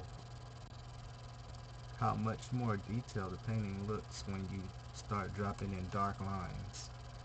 Once you start dropping in dark lines, there's like no point of return sometimes, because you get so fascinated with how it's making your picture pop. And sometimes that could be a downfall too, because you don't want to doll it up so much that you can't see where the light sources are, or you can't see the details anymore where there should be light. So that's why working a still picture, it has to really make sense in the eyes of the viewer. Because if you think of it like this, if you were a photographer, right? Say you're a photographer, and you take pictures, really good pictures, or so you think. But you take pictures in dark rooms, and the pictures, they don't really pop because you have not the right you don't have the right color or light source to make your picture look like what it should look like. This is called over exaggerating a picture. Okay, in which that's what you need in order to have a great picture, because any picture is not gonna do. Not any picture. But your best picture is gonna have the right light source. It's gonna have the right darkness. And then sometimes you'll run across pictures like that. In order to make pictures pop a little better, that you didn't get that right light source on, you have to create a light source that was never there, in order to catch a specific type of curve that you're looking for to come out in that picture. Like if I was shading somebody's face in, and this happens a lot with faces, and is one of the common reasons why most artists flip their pictures after they get done painting or drawing them, is because your eye and your memory, the way you look at people, is from a 2D perspective. You have two different eyes that register one object and it kind of balances out the light and the dark of that object. When you're dealing with a picture, your eye is going to try to do the same thing, but only you're looking at just one particular object that doesn't really have a roundness to it. You're looking at a flat image. So having that will cause you to correct. Do your mind goes through a correction process where your mind is literally correcting and identifying what's wrong with that object and why it doesn't look right. And it'll bug you because sometimes you can't figure out yourself what's going on in your pictures, and other people can just walk up and be like, wow, um, this his arm is too long, or his eyes are too far apart. And and sometimes you could have the measurements right, but it could just be the light source.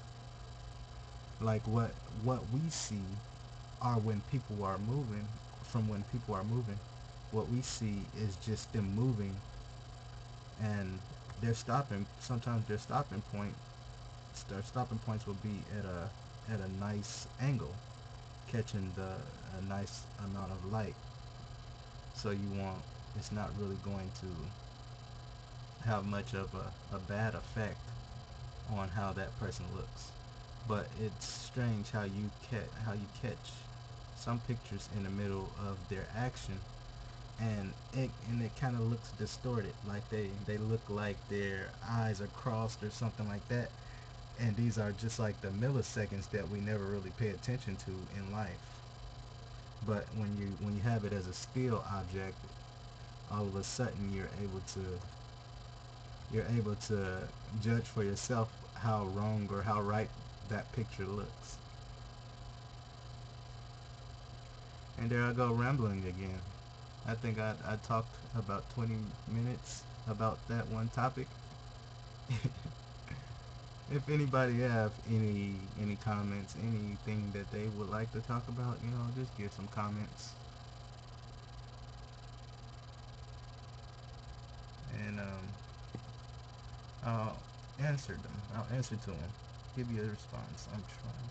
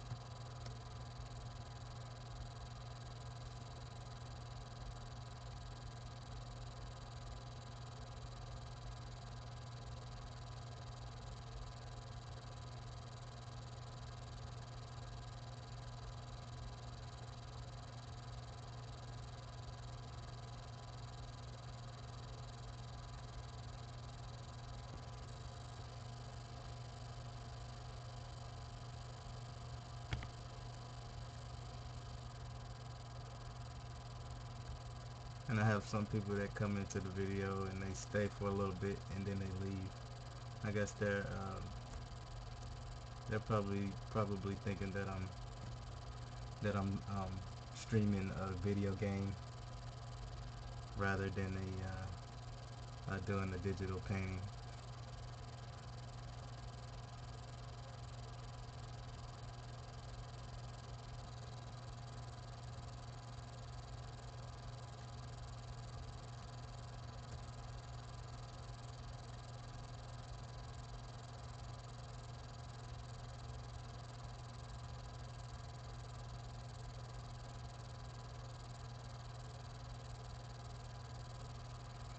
Now see how this has somewhat of a curve to it, and there's a curve.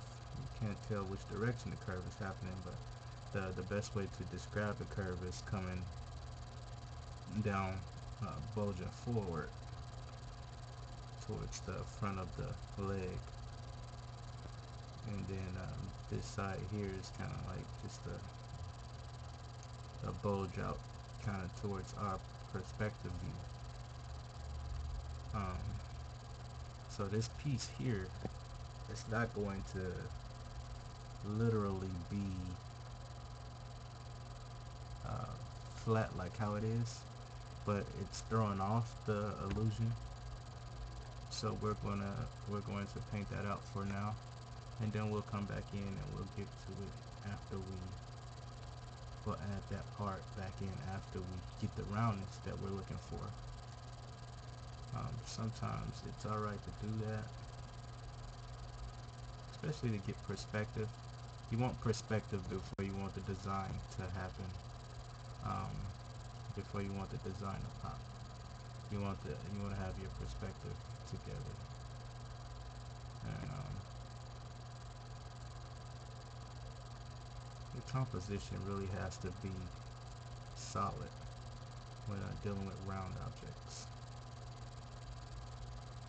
You have to figure where the light source is going to come from, if there's going to be a light source, how effective that light source is, how dominating it is on top of the object itself. So let's see. Here, let's take it down to 20%, and then let's blend this back out. And my hardness is at 100%. I keep my hardness at 100%. I don't like to play with the hardness at all, because it complicates the size of the brush. I like to keep my brush the same size that it is, and work with it like that. But as we can see now, we're getting a little bit more of a image line coming off this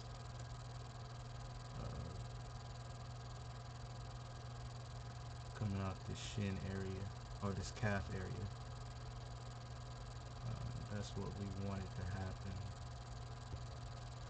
before we threw in that little extra piece that I put in, which is going to be like a little vent or something that's going to look very, very creative.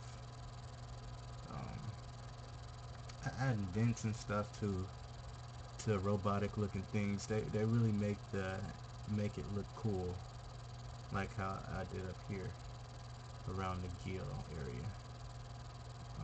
Adding gills in, and sometimes you can take and sample, like I could take and sample this here, right? I can sample this, and I can control J it, and then shift to drag it down, and I can make it look really cool just by using that. Just by using this little bit here to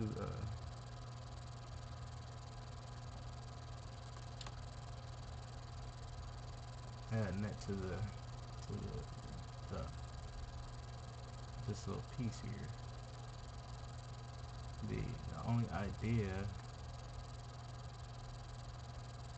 you'd have to deal with is how to make that that piece fit into perspective without overdoing it. So you can go into paint mode and deal with a couple areas. I'll go with like 90% right now, and then just kind of chop away at it until I get that right look that I'm looking for. And then once you get the right look, like something like this would be ideal.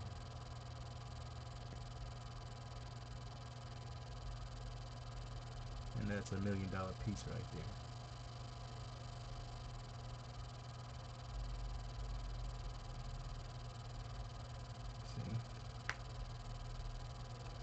See, now I have a little more element. Then I have a drop where it dips down into there, into that source. And then also I can go in,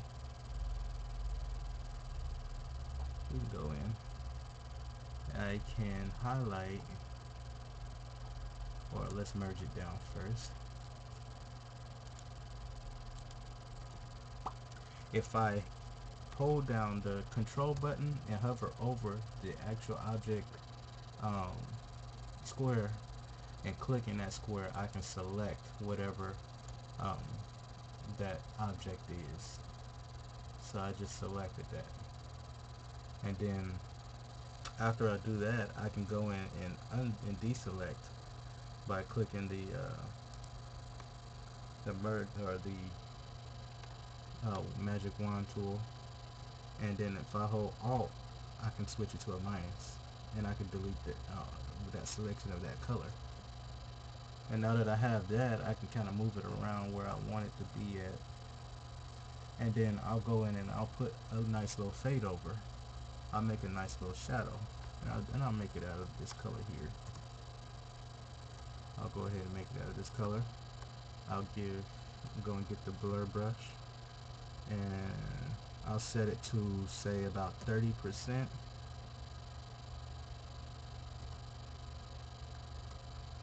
Set it to 30, and then just give a little highlight right here along this brim. And usually the first stroke, you don't lift your brush up at all. You just kind of just you paint right all on top of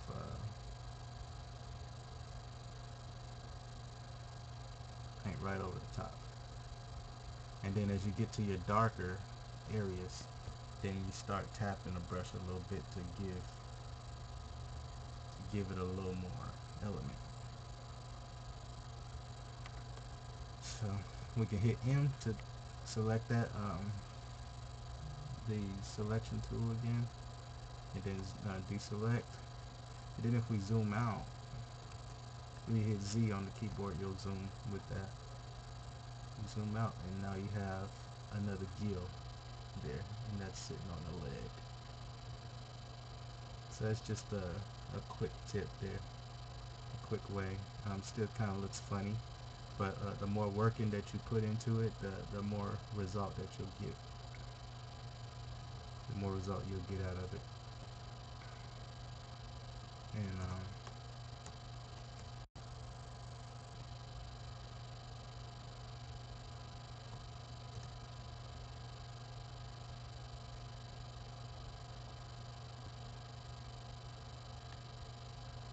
we'll make it fit into perspective.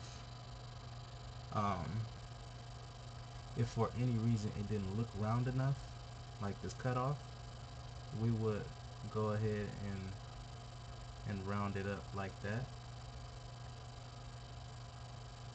and give it a round look, and that would make it fit in a little better.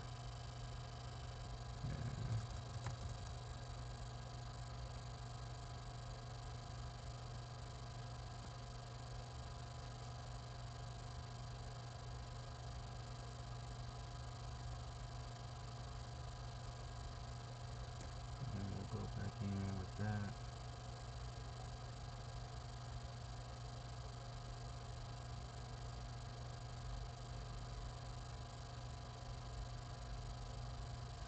And I mean, most definitely, bending the lines are what cause this thing to look like it is actually riding on top of the roundness of this calf. So straight lines, they don't cut it. Whenever you're dealing with a painting,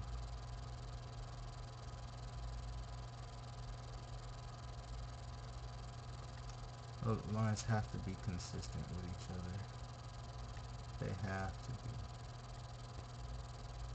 or it throws that whole roundness off.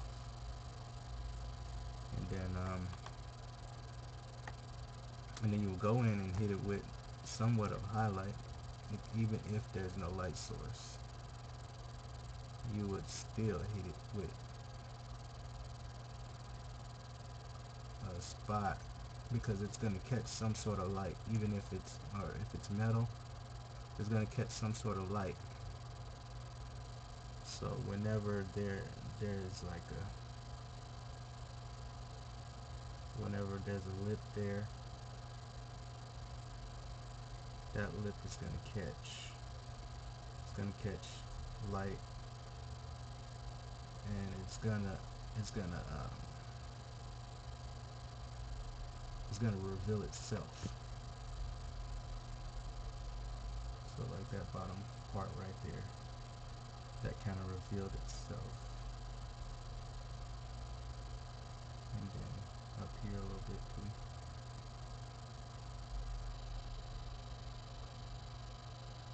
And then there would be a darker dip once you get here on this edge. Yeah, let's get that's a darker dip. So factoring in those dips and stuff will cause that area to come alive, and you'll be able to see it in which how you should.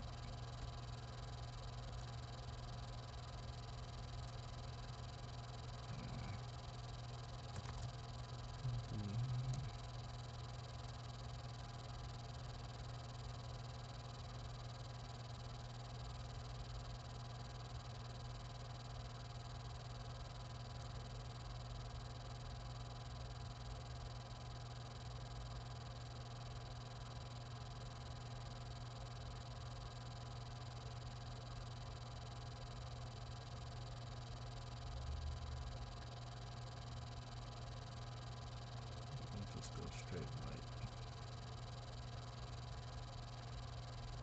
And maybe we should have did the honeycomb all the way throughout.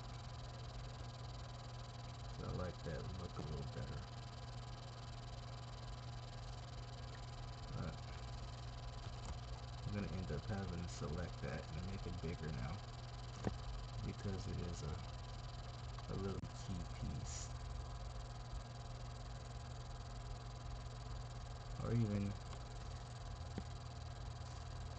let's see if we can go ahead and add another one. Let's see what that does. Control J.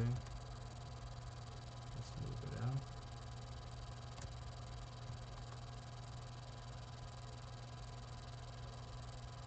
Yeah, that looks pretty cool.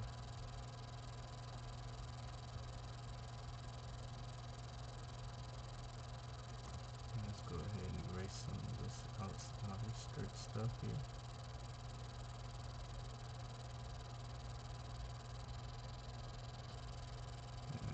Like I said before, if you feel like you're in too deep on a piece and can't figure out what to do with it next, then you just move on to a different portion of the painting, which will allow you to kind of get off your high horse about the piece you just painted, and then come back to it when you're back in your right mind. When you're back into your senses. So you let your senses dull out a little bit and come back to it.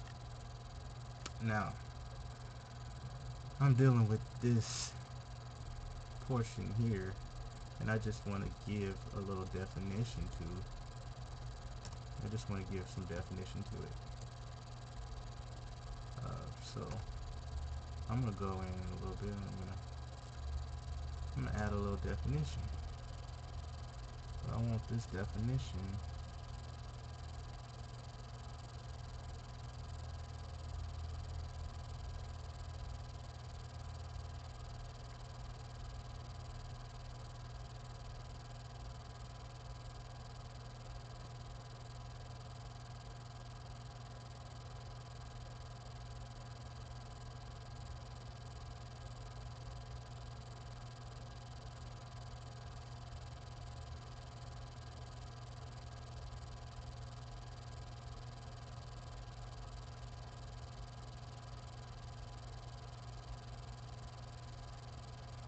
this where I get caught up at doing the details at. Majority of the time, this is where it catches me at, because I know that here is not going to be so much of a dark line, but it's going to be a lighter line, and yet I still find myself adding in dark lines to try to make the detail pop.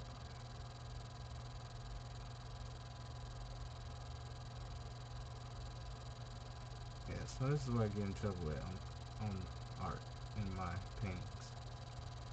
I get too involved with the lines. Um, I don't want to adapt to what's going on.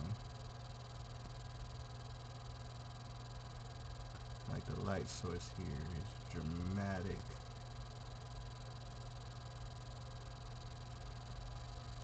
And see how that made that pop.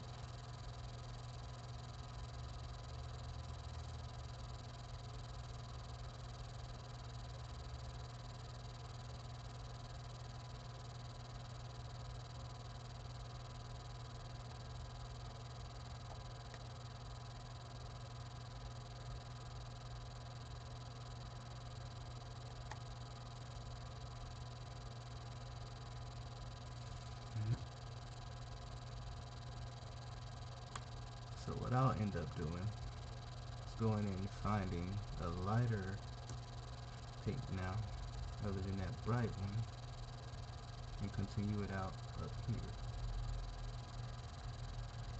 at the top of the armor.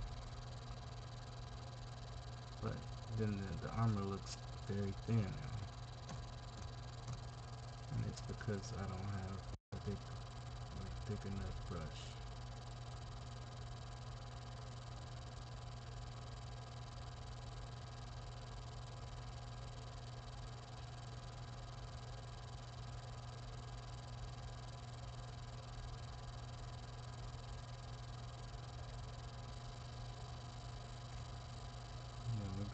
Now we're working over um, the elements of what this should look like.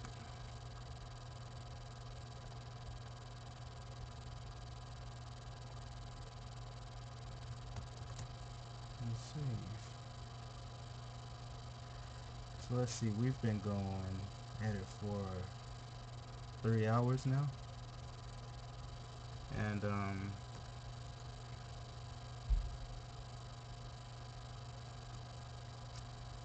am sort of kind of ready to get something to eat because I didn't do breakfast this morning. I was so excited to do a live stream and just have the opportunity to show my work, that I didn't eat. So I am going to stop recording.